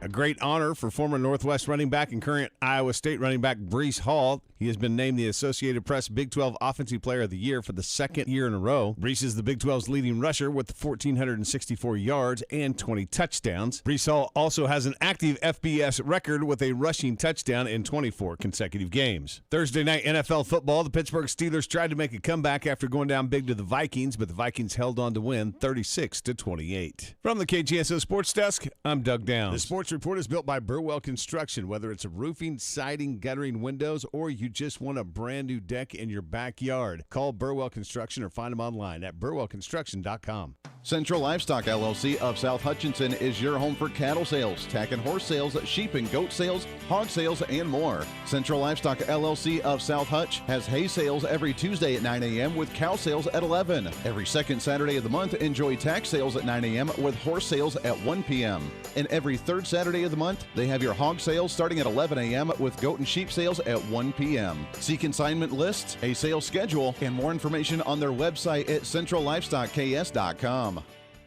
Bob Shippers is here from Continental Truck Accessories. And Bob, Continental has been accessorizing trucks for over 40 years now. Our sales staff and installation team has over 115 years of combined product knowledge. And with that knowledge comes expertise? Expertise and installation experience to help you personalize your truck and create that unique look to help it stand out from the typical factory accessories. Show your truck some love. And come see us at Continental Truck Accessories. 6701 South Broadway. Dad, do you think the North Pole looks like Jewelry Savers? I'll bet there's a big section of it that does. I'll bet there's a section of it that does look like Jewelry Savers. Mom's going to be so excited. Moms usually are excited about a gift from Jewelry Savers at K96 and Greenwich Road. Jewelry Savers truly does have all new inventory just in time for gift giving. Check out their good, better, best selection of diamond earrings, studs, and diamond pendants. Price points of elegance for any budget. Find them online at jewelrysavers.com. Your local weather on KGSO. Brought to you by Jewelry Savers. Conveniently located off K96 on Greenwich Road. The Kansas trusted jewelry source since 1971. Jewelry Savers. Increasing clouds today, but a nice day with highs in the lower 70s, about 70 in Wichita. We will be windy though, west wind 20 to 25, gusting to 40. Tonight, partly cloudy, could have a rain or snow shower around, still rather breezy and much colder with lows in the mid to upper 20s, about 28. I'm Cake meteorologist Cameron Venable. That's your latest Cake First Alert weather update on Sports Radio KGSO. At 8:04, it's currently 44 degrees. The following is a presentation of Steckline Communications and Sports Radio 1410 AM and 93.9 FM, KGSO. Edgy sports talk. I wish I was 50 years younger and I'd kick your ass. This is The Game Plan with Doug Downs and Mason Voth.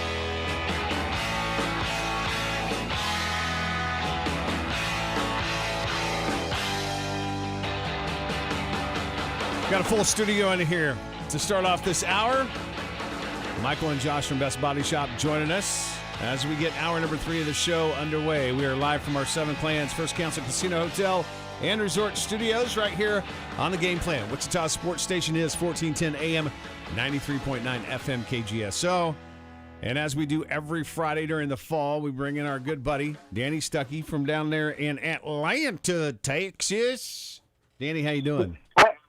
Pretty good. Hey, y'all. How's it going? It's going pretty good. Pretty good. So I was talking to you because I know that, you have a job that you go work at, but how in the world do you manage to get a 3-day weekend every weekend? How do you pull that off? At ECI, we work 6 o'clock to 4:30, 10 hours a day. Oh, so you have to put in 10 hours a day during Monday through Thursday to get Friday off. Yeah. That's a pretty and good on gig. holidays, oh, yeah. So that's how we do our 40-hour. It's kind of like, it's not a government job, but they do like the government does. Red River does the same thing. They sometimes do 4-10. Well, don't be giving us away any top secrets or anything here. Oh, my bad. I mean, Gonna lose his clearance. yeah, no doubt. Gonna lose our clearance here. So what's your plans for the weekend? Anything big, fun going on? Well, in Atlanta, Saturday, they're having a little petting zoo and a reindeer that's coming in, and a slide and a snowmaker. So is everybody gonna gather to watch the reindeer fly in, or what are we doing here? I guess it's go walking for, because it's not Christmas, so I guess he has to travel a different way that way. Oh, can only fly on Christmas, huh? Yeah, he always flies on Christmas. That's a magical time of year. What kind of animals will be at the petting zoo? Goats, llamas. I believe llamas will be there, but I think it's mostly goats and llamas. Well, that's great. I kind of, whenever I go to my grandparents, it's like a petting zoo behind their house. They got neighbors that now have a miniature horse, a donkey, and an alpaca that just kind of roam. I think they just have them for fun. They used to have goats. Now they've transitioned to your typical petting zoo animals. So I guess if you want, instead of just going to the Atlanta petting zoo, I can just send you to my grandparents' house and you can go pet an alpaca. So here's my question: at this festive event that's going on, do they play Cow Patty Bingo? No, they don't. Do you know what that is? No, not for sure. I think I heard of it, but I'm not for sure what it is. All right. Well, I think then what we need to do is we need to start the Danny Stuckey Cow Patty Bingo contest. I mean, it doesn't get much more festive than this, Danny. And here's what happens. You get a big bingo card. You get a cow, and you put it in the middle of the bingo card. And then you have to guess what number the cow is going to lay a cow patty down on. That sounds good. I mean, we found out last week you got a Walmart. You got a parking lot big enough to do this in. Yes, we do. You spray the card onto the pavement, or right? Oh, well, you can. Okay, I was just trying to game that out of my head. Yeah. Sorry. I actually think Mattel makes a big enough just bingo board for you that you can throw down. They only sell it in Texas, though. Yeah. Just don't lose, because you're the guy that has to clean up the bingo card after it's all over with. Hey, I hope not. All right, you ready to do some picks? I'm ready. I mean, your picks have been like Cow Patty Bingo lately, so. Yes, he has. Let's see. I need to go bingo. Let's see what happens. Although he did win the week, right? No. Trevor did. So okay. For Danny, we're now going back a while. The last time that he was above 500 for a week, he went 6-4 in week 8. We are now in week 15 of the picks. Danny. So it was almost a half season ago that Danny had a good week. I know, I'm doing terrible. And there's so many people that count on you. I mean, there's people that are betting real money on based off your picks, man. Come on, you got to get it together. Oh, yeah. All right, well, here we go. Some picks from Danny. B4, Danny. I'm sorry, that's the wrong game. All right. Our first game, Army versus Navy. It's one of my favorite games of the year. Navy is plus 7.5 in this game. This always a good game, close game. It represents our military. last time they played in New Jersey, Navy won, but Navy's right now only got a record of 3-8 or something. Army's won 8 games. I went with Army. Go Army. All right, well, that's a bad pick, but that's okay. Right off the bat. Okay. You know, here's the other thing we need to do. We've had presidents of the United States do the coin flip of this game. I think we got to get a Danny Stuckey coin flip during this game at some point. Yep. Yeah. All right, here we go. We're going into the FCS now, Danny. So I'm going to find out how much you know about these smaller schools. San Diego State at Villanova. South Dakota State. South Dakota State. I don't know The why other I said. SDSU, the much less glamorous SDSU. I'm not sure why I said San Diego. It's right here in front of me. South Dakota State at Villanova. Villanova +7. The Jackrabbits always does pretty good in the playoffs. I went with South Dakota State over Villanova with the points. Yeah, I knew you were going to do that. I mean, you Rabbits have to stick together. So the Atlanta Rabbits, the South Dakota State Jackrabbits, you guys are all one and the same. Yes, we are. A joke I can't say. East Tennessee State at North Dakota State. 25.5-point favorites for the Bison. North Dakota State always does good in the playoffs. East Tennessee State, they've been doing good, but I went with North Dakota State with the points. Go Bison. Ah, you got the Go Bison. You got the Bison going 25.5 better. You do know this is like a quarterfinal game, right? I mean, this isn't like it's not like the regular season for the Atlanta Jackrabbits or whatever they are. Atlanta Rabbits. North Dakota State got the same signal as the Texas Longhorns. Well, hell, see, now this is the problem. You need to rename them the Jackrabbits, and they'd be better. They wouldn't have to go winless. They wouldn't have to go winless into their bye week. All right, to the NFL we go. The Dallas Cowboys at Washington. Washington is getting 4.5. I win. This is going to be a close game. I think it'll be a touchdown. But I win with the Dallas Cowboys. No Washington for you, huh? No Washington for me. All right. I think Chase Young is still out, but I'm not for sure. Yeah, he is. Baltimore Ravens at the Cleveland Browns. Now, Danny, I don't know if you know this or not, but these two teams played each other. Then Cleveland had a bye, and now they're playing again. The Browns are 2.5-point favorites. This is going to be a close game. I know the Ravens struggled last time, but I believe the Ravens will get it back together, and I think they're going to win. All right. Well, let's see. Yeah, that's a bad pick. My bad. The San Francisco 49ers at the Bengals. Not the music group, the Cincinnati Bengals. The Bengals giving up 1.5. Well, I think people are right. This is going to be a high-scoring game, but I hope it's not a shootout. I hope it's a running game because I got Mitchell and Mixon both on my team. One for 49ers, the other one for Bengals. I hope it's nothing but runs, mostly. I went with the San Francisco 49ers. How about that? Look at that. 3 49ers picks this week. Danny, this is your turn to tell Doug you made a bad pick because he took the Bengals. You made a bad pick. Oh, my bad. Doug might come out ahead on that one. I don't know. I think I would have picked the Bengals too. Well, I'm just telling you, Mason, in all but one game, you and Danny are just alike so far. Yeah, we're different on the Jackrabbits. Yeah, I'm starting to get concerned now because this is how it played out last week as well. So, the New York Giants at the Chargers. Chargers are 10-point favorites. Well, the Chargers hasn't beat a team besides the Bengals more than 14 points, but I went with the Giants because I think it's going to come down to a field goal or a last-minute touchdown or something. All right, well, that's a good pick, Danny. Good job.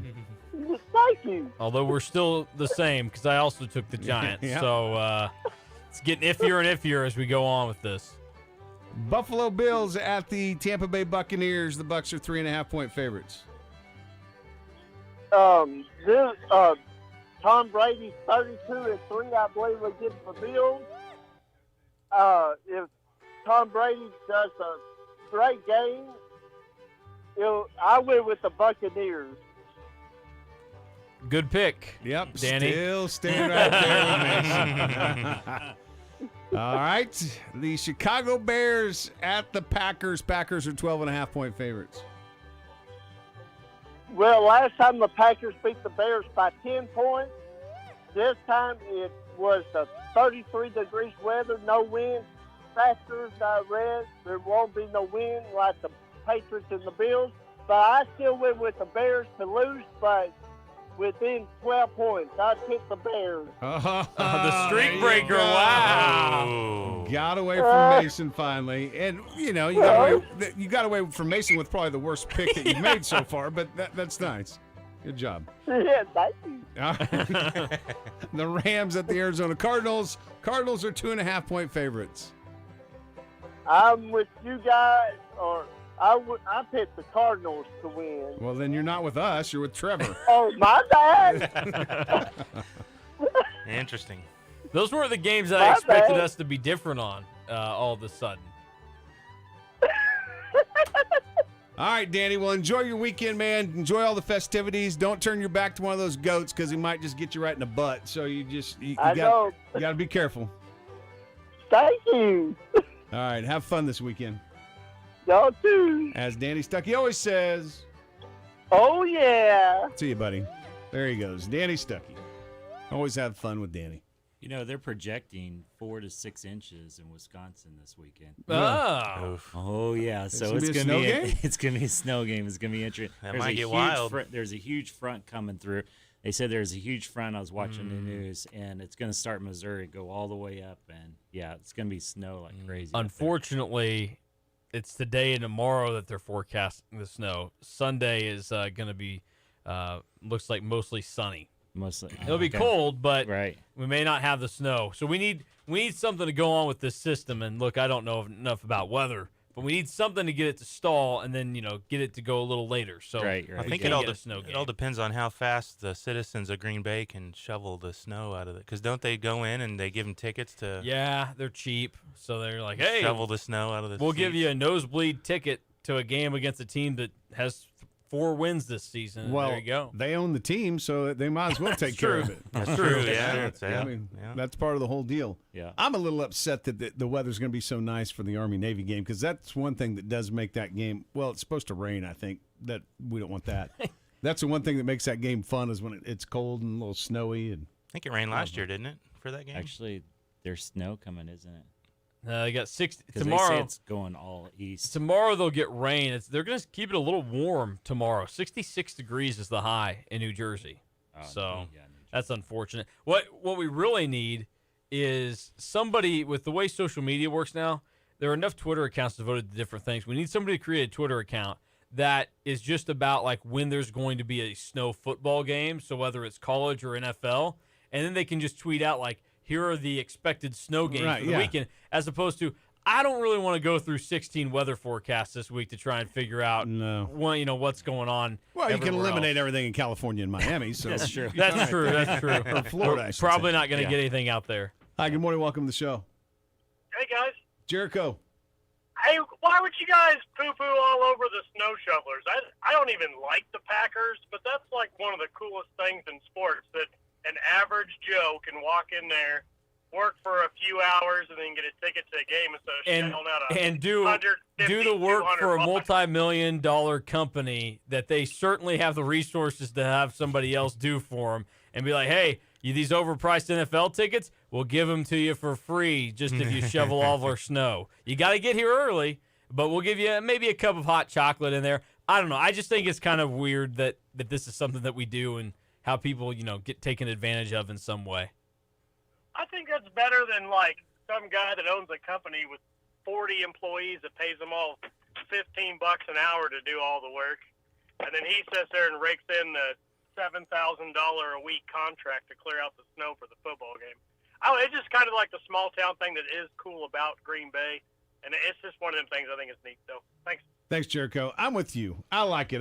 It's probably one of those deals where it's like, I don't know, a privilege to be able to go shovel the snow out. Yeah, I think it's cool too. I do, but my angle was more of I wanted to see him play in the snow, so I kind of wanted him to. Yeah, I agree. I don't like when they when they shovel the snow off the field when it has snowed, leave it on there, like before the game. So if it's been snowing all day or in warm-ups, we don't need you taking it off the field. Just let it stay there. Everybody wants to see the snow game.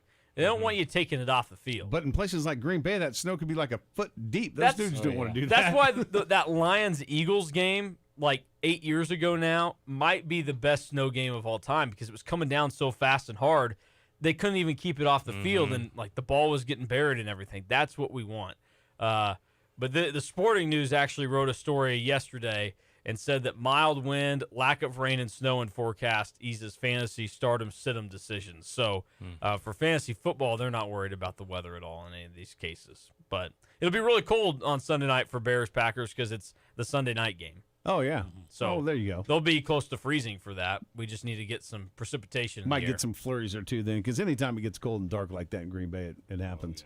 All right, you guys, we were talking about before the break the Christmas giveaway that's going on at Best Body Shop, and I know that you've got gifts that are lined out, but you've been doing some of these pop-up gifts. Yeah. We're going to add 4 K-State basketball tickets to one of those pop-up gifts for you guys. Nice. That's awesome. Thanks, you guys. guys really get a amazing. chance to do that. Yeah, for sure. That's Well, awesome. hey, best team that's played a game in Wichita all season. You want to send the crew up to go see a game. Oh, man, I'm not going to touch that one. I'm not either. We appreciate it, though. He's the only one that is. Hey, look, there's only one team in this state that owns this city, and it looks like it's Doug's the got a Cats. shocker right now. Doug's got shockers on. Yeah. I'm a huge shocker. Yeah. And you know what they say about a blind squirrel? Every now and then he finds a nut. That's right. Yeah. You know what? Or is a nut. Yeah, the outpouring of support from all these local businesses and guys like you, I mean, it's just been so great. We've got our full roster of gifts completed, and now we got to figure out what to do with these extras. So, yeah, keep an eye out on the Facebook page, Best Body Shop in Wichita. We're going to be doing pop-up gifts just spontaneously every other couple days or so through Christmas. So keep an eye out for those extra contests. And honestly, those are probably some of the better ones, I think, the bigger, better ones. So Definitely. Yeah, for sure. All right, very cool. Well, either before you guys get out of here or after the show, one of us will run them over to you and Awesome. make sure you have them. So, Best Body Shop, man, we appreciate your guys' partnership as always and being part of the show, and we're looking forward to wrapping this year up and another great year next year. Oh, yeah. And definitely. We think it's amazing, just not only for what Clay's able to do, but then also what you guys are able to do by giving away the car, and you guys are just in the community, and we just really appreciate it. It's a great partnership, too. Local companies, man, got to stick together, right? Yes. No doubt about it. Speaking of giving away a car, yes, we are doing that. We're giving away a car. We're giving it away to one of our listeners, but guess what? You can't keep it because it's the holiday season, and we want you to help us give it away, and that is to St. Anthony Family Shelters. We'll get somebody qualified for that coming up here in the next segment of the show. Josh, Michael, appreciate you guys coming in. Thanks. Yes. Go by and see our friends at Best Body Shop just west of the KGSO studios. Back on the other side of this break. This portion of the game plan brought to you by Southwestern Remodeling, Wichita's full-line remodeler since 1970. See our project galleries at southwesternremodeling.com. Well, what shall we talk about? You're listening to the Doug Gottlieb Show. I don't understand what our thing is with Taysom Hill. He's not Tim Tebow.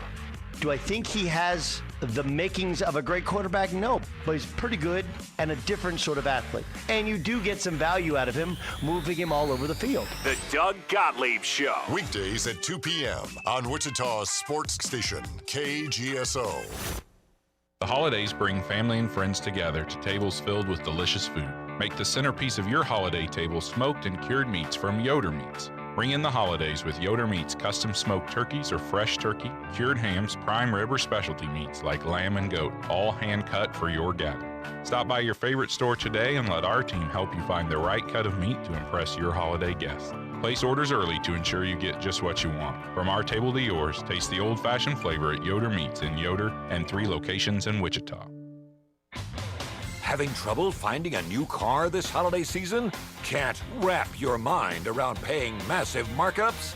At Midwest Kia, during the Kia Command This Season sales event, you won't have to worry about being left with a lump of coal.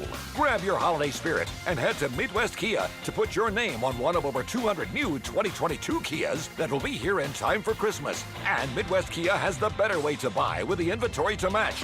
Never priced above sticker, all with the best stocking stuffer in town. Kia's amazing 10-year, 100,000-mile limited powertrain warranty. Plus, we want to get you approved, even when the other guys have said no. With as little as $600 cash or trade, you could get your credit back on track and get into a brand new Kia today. For the best car buying experience in town, visit Midwest Kia or MidwestKia.com, and you'll see why people are singing, "We want to see ya in a Midwest Kia." On select models with approved credits, warranty is a limited powertrain warranty. See dealer for details.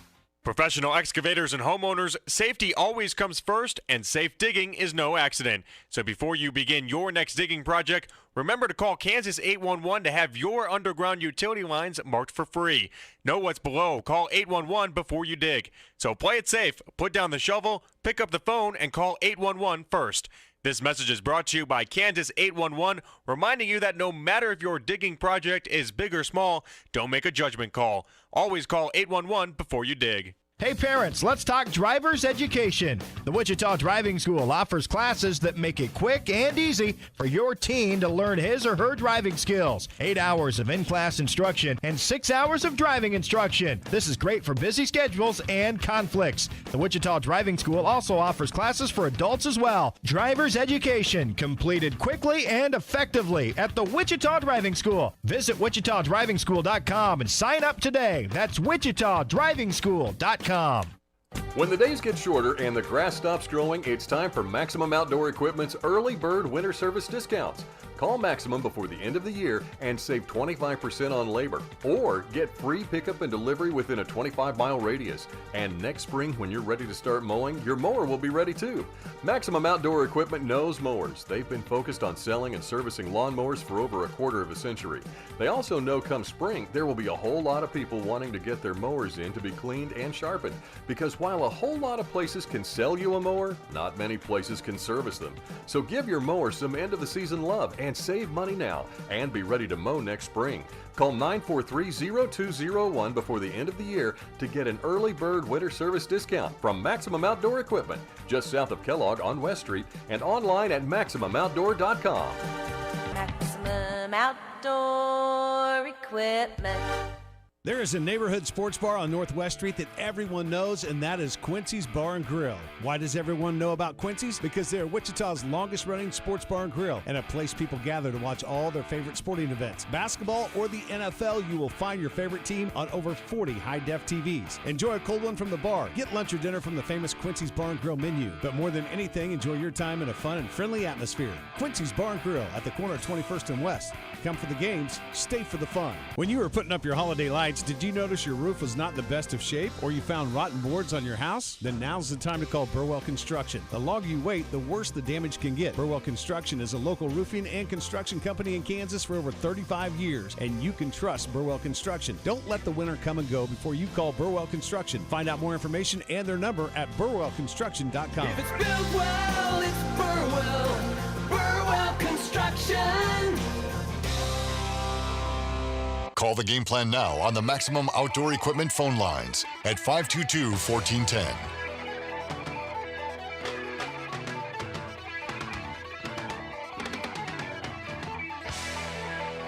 Got a couple of segments left before we get out of here and turn things over to the Dan Patrick Show coming up here at the top of the hour. Dan Patrick, Colin Cowherd with the herd, Doug Gottlieb, and then the press box on the drive home. That is the lineup throughout the day today. Do want to give a big thank you and shout out to our friends at Davis Liquor Outlet, being a part of the show each and every day.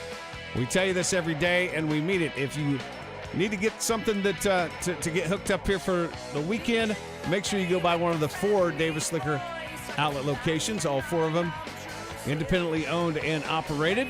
They will make sure that they take great care of you. You can find them along with coupons online at davisliquoroutlet.com. 522-1410 is the phone number if you want to weigh in here this morning on the show. We'd love to have you. Thanks for all the great phone calls so far this morning. Got a big high school basketball game coming up tomorrow. I know that you're pretty excited about this.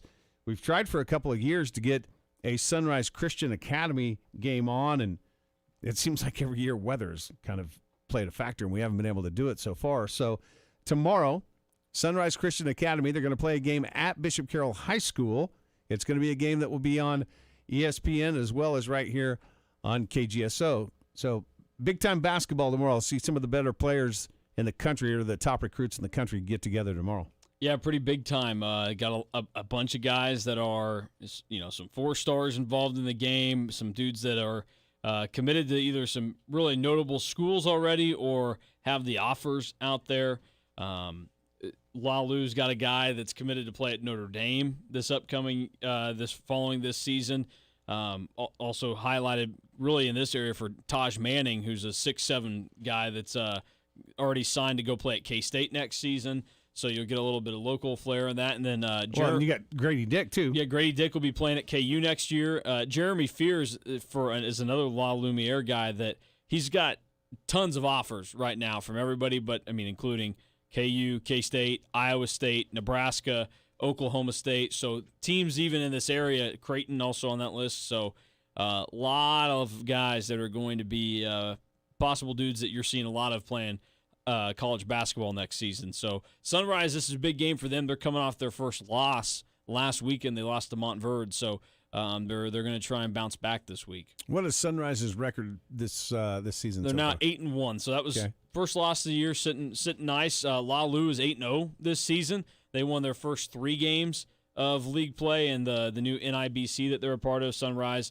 they're 2-1 now after the loss to Montverde. So they've got some work to do, but it'll be a really fun game tomorrow, and high level athleticism, offense, all of that. You're going to get it. So certainly, listen in, or if you want to go to the game, I know that they're still going to be selling tickets to the event, up front at the gate tomorrow at Bishop Carroll High School. So tomorrow, that game will start at noon. You guys will go on the air 11:45ish, somewhere around there, and then Shocker Sound Off happens at 4 o'clock. So that's what we have coming up for you tomorrow. Sunday, we get into the NFL. We've got the Bills-Bucks game that'll be right here on KGSO coming up at 3 o'clock. So we'll keep you going throughout the weekend on some good play-by-play. I don't think we realize sometimes how lucky we are to have the Academy School and Sunrise Christian Academy right here in Wichita, and certainly it's a huge benefit to Wichita State, K-State, and KU to be able to have that talent just right here in your own backyard. Yeah, to have that, and I think to have the notoriety then on a national level for whenever somebody turns on ESPNU or ESPN Plus and they're watching a game and they see Sunrise Christian on there and they'll put in parentheses Kansas right next to them. I think that's also significant, just for people to realize that there's high-level athletics taking place in the state, and not just the collegiate level, where people know, obviously, all about KU basketball, and then, a rung under that about K-State football and Wichita State basketball. They also now understand that, high school athletics plays a pretty significant role as well. So it's good for the exposure of the state and everything else, and I'm glad that this game's been put together to where it's going to be played in a little bit of a bigger venue than what Sunrise normally holds, and give everybody the chance, if they want, to go out and watch a team like them go and put it all together on the floor tomorrow. So make sure you join Mason and KGSO tomorrow for that game. Should be a lot of fun. Kind of changing topics here a little bit, because this is something that just happened, and I'm surprised that the NCAA acted as fast as they did, just because we see them drag their feet so much on other things. Yeah. But after the Pitt quarterback, Kenny Pickett, who's up for the Heisman, did the fake slide and then scored in the ACC championship game last Saturday, the NCAA has basically came in and said, okay, no more of that. So they have stopped the fake slide. Good for Pitt. They got away with it. Kenny Pickett got away with it, but it's going to be the only time it's done. Now they have made a rule that you cannot do the fake slide. Good. That's how it should be. It was a very cool play. Good for Kenny Pickett for executing it and being smart enough to do something about it. But it should not be legal. The way that something goes on, and I don't know. We're going to flag guys for the late hits on slides that are already iffy enough. So now guys have to decide if they need to just keep going or whatever else. It was bound to end up in a bad defensive penalty. So I'm more than happy that the NCAA moved swiftly on this, because imagine how many guys were going to try it during bowl season. Yeah. I'm surprised it wasn't tried again after that, to be honest with you. So it doesn't look like, though, and I just kind of scanned through this article, it doesn't look like it's going to be a penalty if you try to do it. Basically, what they're going to do is just blow the whistle and call the ball dead right there. Which is how it should be, because it's that's how it's governed in a lot of the areas. Like, it's not where the slide ends, it's where it begins. So to me, that's the beginning of a slide right there. You're starting to go down. So like in the NFL, if you start your slide at the 17-yard line, that's where you start to go down, and you end up on the 13, you're going to be having the ball at the 17. That's exactly how I think that this should be governed, and I'm glad that they're going to enforce it. I did like what Wake Forest coach Dave Clawson said after this deal. He said, well, if that's the rule, I'll just have my guys fake knee all the way down the field, and then you can just kind of do what you want. Yeah, there you go. Which, honestly, can't you do that anyway? I mean, can't you fake taking a knee? Yeah, I think you can fake taking a knee. He should have probably just stuck with the slide thing. But, yeah, I don't know. I guess if you're going to put the slide rule in effect, you have to make it illegal to fake it. Yeah, exactly. You can't just let this thing kind of run rampant, and because guys are going to continue to try it, and there's going to be other moments where it becomes something that gets done. So I hate the slide, man, and there's nothing I hate more, and I don't care if this is the NFL or college football, than when a team needs to make a first down. Let's say that they need 6 yards, and the defensive back comes up, and the quarterback doesn't realize where he's at on the field, goes in the slide, and you still come up, a yard and a half short. We see that all the time. I don't have a huge issue with the slide because you do typically have guys that aren't accustomed to running with the ball, and it's more so, I think, just so you don't have a turnover created and get one of your guys crunched. But the thing that I don't like sometimes with guys that are running when they go into the slide is if they slide 3 or 4 yards before they should have or too early, and it's just like, oh, I'm content with what I got, I'm going down now, as opposed to you could have gotten more. Or there comes a certain point where I would say once you get inside the 15-yard line, there's no reason to ever slide. Or if you've got a second down or something and you're getting closer to a first down marker, you shouldn't slide. So I think that's more reflective, though, of the player and who decides to do that or not. But there are times where I'm cool with the slide. There are other times where you just shouldn't do it, because I think you probably need to try and pick something more up for your team. I think I'm still old school enough where I think, dude, you got on pads and helmets and your team needs you to make a first down. At this point in time, lower your shoulder and do it, you know? It drives me nuts. There's that, and I'll tell you the other thing that I'm seeing more and more of, and maybe this is just the way offenses are put together now. I saw this probably at least twice, maybe 3 times in the Denver Chiefs game, where it's 3rd and, let's say 4, and you run a 3-yard route. Yeah. I mean, why? Why do you do that? Go beyond the – look, if you're going to be covered beyond the sticks. It just makes no sense to me when guys do that. Yeah, there's a lot that I think in football it still seems like it'd be pretty easy to simplify and figure out, but then we still end up with teams that or specific players that you just shake your head and go, it seems pretty darn simple to decide, like, hey, we need 5 yards here. You know what I should do? I should go at least be 5 yards off the line of scrimmage, if anything else. Or on the other side, like, we can throw the defense into it too. It's like, okay, so this team needs 3 yards. Why are you playing 8 7 yards back? Yeah, exactly. It's like, I get it. Sometimes you're not going to be able to press guys because they'll beat you. But in this situation, I don't think on a 3rd and short or a 4th and short they're going to be risking it to take it downfield and try and beat you over the top. They're going to take what you give them shallow right now, and so yeah, I've got a big issue with that. I think we need to have more DBs that kind of press up on guys. But see, I've always looked at it like this. So if you go down the field and you beat me, then you beat me. But I'm not going to give it up to you before the play even starts. Yeah, exactly. That's where I have a problem with it. And you've got help over the top most of the time, or at least you can think that you're going to have help versus ending up in a situation where, I don't know, you end up, not having anybody that can assist you down low. So it's kind of weird the way some of this goes, and maybe there's a reasoning for it, but it never seems like we get a good enough reason for some of it. So I don't know. I've never understood this way of thinking, and I've heard this before where, well, punting the ball in this situation is actually probably okay. It's probably a play that we're okay with, and punting the football. Now, I get it. If you're backed up on your own goal line or whatever, you don't want to take a whole lot of chances. But for me, I'm aggressive enough, and I'd be aggressive enough as a coach where, dude, I'm going for it every time. I mean, I'm not saying I'm not going to punt, but I'm not going to just because it's 3rd and 16, I'm not going to concede to just handing the ball off to my running back so he can get 2 yards so I can send my punt team out. To me, you're wasting 2 downs at that point. Yep. I'm going for it. No, I'm taking my shot. I would agree with that. I don't like when we see teams that just basically, I mean, not pun not intended here, but they punt on the possession essentially, where it's, oh, okay, well, you know what? It's getting to this point in the game. We don't want to risk anything here. It's like, no, guess what? I don't care if it's 3rd and 12.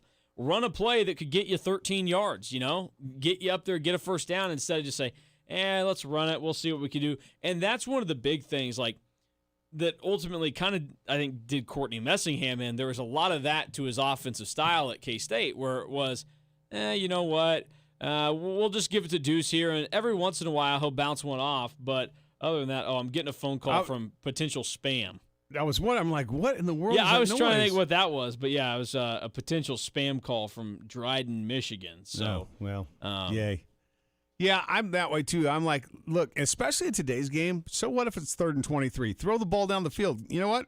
Chances are you'll get a pass interference call. Yeah. Because that happens all the time. All right, let's do this here.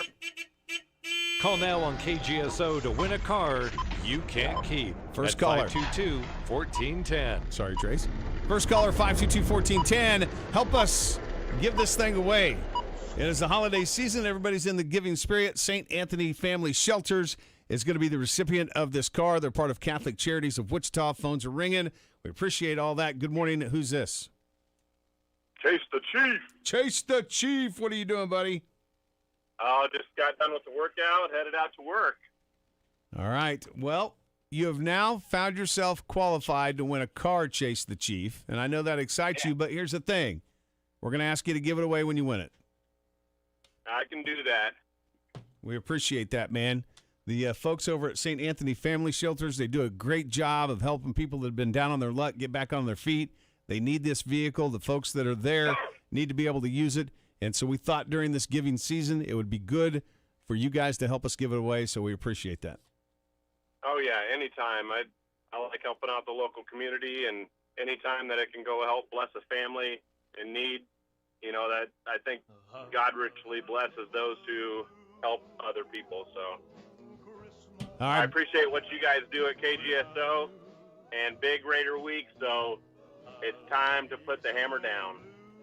Yeah, it's a big week for the Chiefs. They got to get another divisional win here. They've won 5 in a row, and I think Kansas City will be fine this weekend. Yep, I agree, and I hope that offense can at least get going. The defense look great, holding teams to under 10 points since October or something, but that offense got to get it in line, and can't wait to see what the playoffs are going to bring. Hopefully, fingers crossed. All right, buddy. Well, we appreciate you. Thanks, Chase. Yep, have a great weekend, buddy. You too. We'll see you. All right, there he goes. Chase the Chief. He's in. He may win that car and help us give it away. Mark Rogers, our buddy from the Sports Animal, on the other side of the break. I sure do like those. This segment of the game plan is brought to you by Auto Tech Service, your one-stop shop for all your vehicle service. Hey, this is Adam Cook and Felix Johnson, reminding you to tune into our show, The Press Box, every weekday from 4 to 6 p.m. Only on Sports Radio KGSO. Your source for all the Big J journalism and sports talk you don't want to miss. We cover the heavy issues lightly. And the light issues heavily. Hey, that was my line. So what? God, you always do that. Do what? Are you kidding me? God, I cannot stand when you are like this, man. It just The Press Box, weekday afternoons 4 to 6, right here on Sports Radio KGSO. Hey parents, let's talk driver's education. The Wichita Driving School offers classes that make it quick and easy for your teen to learn his or her driving skills. 8 hours of in-class instruction and 6 hours of driving instruction. This is great for busy schedules and conflicts. The Wichita Driving School also offers classes for adults as well. Driver's education completed quickly and effectively at the Wichita Driving School. Visit wichitadrivingschool.com and sign up today. That's wichitadrivingschool.com. Rusty Eck Ford is making this holiday season one to remember with savings on every new and pre-owned vehicle on the lot. And we're spreading the holiday cheer with 0% APR financing on select new F-150s, Expeditions, Escapes, and more. But why stop there? Here's another present. How about no payments till March 2022? Want more under the tree? Get Ford rebates up to $1,000. Rusty Eck Ford is spreading the holiday cheer with great deals on every new Ford and pre-owned vehicle. Don't see the vehicle you want? No problem. Order yours today and lock in these amazing incentives that have never been higher. Make this a season to remember at Rusty Eck Ford. If you don't come see us today, we can't save you any money. RustyEckFord.com. Offers valid on select in-stock vehicles with approved credit plus tax and fees. Not all qualified. Limited term financing through Ford Motor Credit. 0% APR for 60 months is $16.67 per month per thousand finance. Interest accrues from date of purchase. All Ford rebates to dealer. Offers cannot be combined. Offers expire month's end. American Family Insurance offers you the protection you need to pursue your dreams, even if you take a couple of wrong turns. At American Family, we know your car is more than four wheels that get you from point A to point B. It's freedom to pursue the things important to you, which is why you'll want to make sure you have the proper protection. To learn more, get a quote. Contact local American Family agent Brad Woody at 265-6200. American Family Insurance. American Family Mutual Insurance Company SI and its operating companies. 6000 American Parkway, Madison, Wisconsin, 53783. If you're like me, after a year of sitting at home, I rediscovered how much I love sports cards. But trying to get back into it can be overwhelming. Triple Ace Consignments and Sports Cards is here for you if you're feeling the same way. Located on Main Street in Towanda, Triple Ace will provide the community aspect of card collecting with something for all levels of collectors. Triple Ace will help explain this new world we're in so you're not left to fend for yourself. From grading to what is best to add to your collection, your new home is with Triple Ace Consignments and Sports Cards. Find them on Facebook for more info and a list of hours. It's time for you to get away at the Getaway Lounge in Garden Plain. The Getaway Lounge is the perfect place for you to get away with friends or family. With happy hour every day of the week between 2 to 6 p.m., you can enjoy great food, drinks, and their specials. Plus, they have the covered back patio for you to kick back and relax. Plus, it's the perfect getaway to go and enjoy the big game on any of their big screen TVs. The Getaway Lounge in Garden Plain, Kansas. 428 North Main Street in Garden Plain. Dine in, take out, or just go to Getaway. Make sure to follow them on Facebook. Morning weather on KGSO has been brought to you by the Wichita Driving School, offering driver's education and defensive driving courses for both teens and beginning drivers. Check classroom schedules at wichitadrivingschool.com. Increasing clouds today, but a nice day with highs in the lower 70s, about 70 in Wichita. We will be windy, though. West wind 20 to 25, gusting to 40. Tonight, partly cloudy. Could have a rain or snow shower around. Still rather breezy and much colder with lows in the mid to upper 20s, about 28. I'm Cake meteorologist Cameron Venable. That's your latest Cake First Alert weather update on Sports Radio KGSO. At 8:48, it's currently 49 degrees. Email, tweet, and message us on Facebook Live. But don't forget to call at 522-1410, right here on the Game Plan. Been trying to play catch-up all hour, so we don't have a ton of time here for our buddy from the Sports Animal down in Oklahoma City, Mark Rogers, courtesy of Seven Clans First Council Casino, Hotel, and Resorts. But we got some stuff to get to here. Mark, how you doing this morning? I'm doing well. Good to talk to you, fellas. Yep, you too, as always, man. We appreciate you every Friday being here, a part of the show. I guess, you know, the big question to you right off the bat is everybody in Oklahoma very excited for what now is going to be the Brent Venables era of Sooner football? Or, you know, is it 50-50? Kind of what's the reaction? The reaction is very excited. I think that, you know, when he came back and things that he said at the press conference and kind of showing, the affection that he had for Norman and the place and just fans are hungry for defense here. It's been a while since OU's had a really good physical defense. And I think fans were pretty frustrated with that on the Lincoln Riley end of things. And so it really, I thought after being so stunned, 2 weeks ago, it seems like the momentum is kind of built back, and then maybe even then some after the hiring of Brett. So what are your expectations for Brent Venables at Oklahoma? He's never been a head coach, and I think that, this thing could go one of two ways. How do you see it playing out? Well, I think that they're doing things that they needed to do. Bringing back Jerry Schmidt as the strength and conditioning coach is a big move. The team had kind of gone a little soft and a little out of shape, not as physical up front on the offensive line as they were. And I think that Schmitty is going to help Brent a lot. And again, I think that they'll be able to play some defense. I think Brent will find guys. The message that he sent about recruiting, I think, was one that the fans wanted to hear, which is we're not going to just go out and recruit guys by the number of stars that they've got. We're going to go find kids that want to play and want to come here. And you're right. At the press conference, it might be the best day ever for him as a head coach. He's got big shoes to fill. Lincoln Riley won a conference championship in every year that he coached at OU. Didn't win the national championship, but I think the path to get back there is going to be more complimentary football than what they had under Lincoln Riley. Offensively, how much different will this team look, and what is going to be the players' reaction, I guess, to that?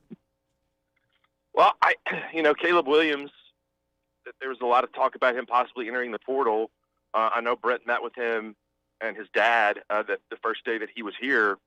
I'm excited about Jeff Lebby.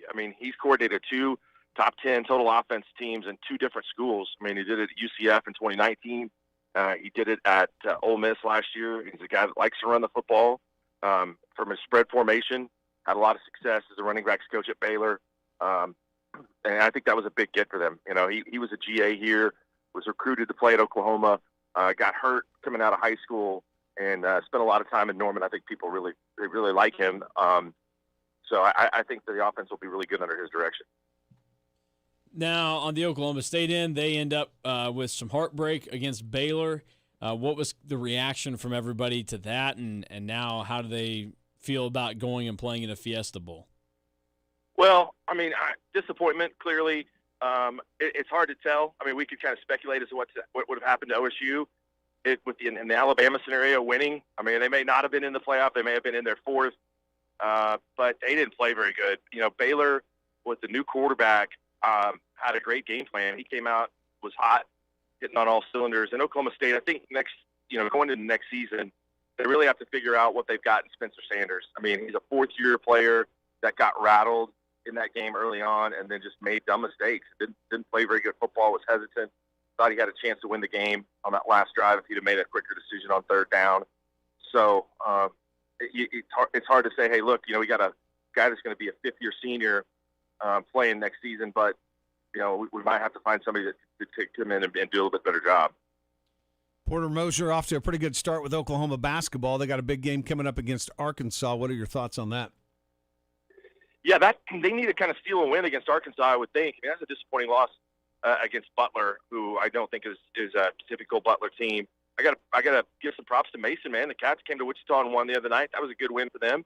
Love the throwback uniforms against Marquette on Wednesday, but that was Big 12 teams outside of KU having a hard time winning these games against the Big East teams.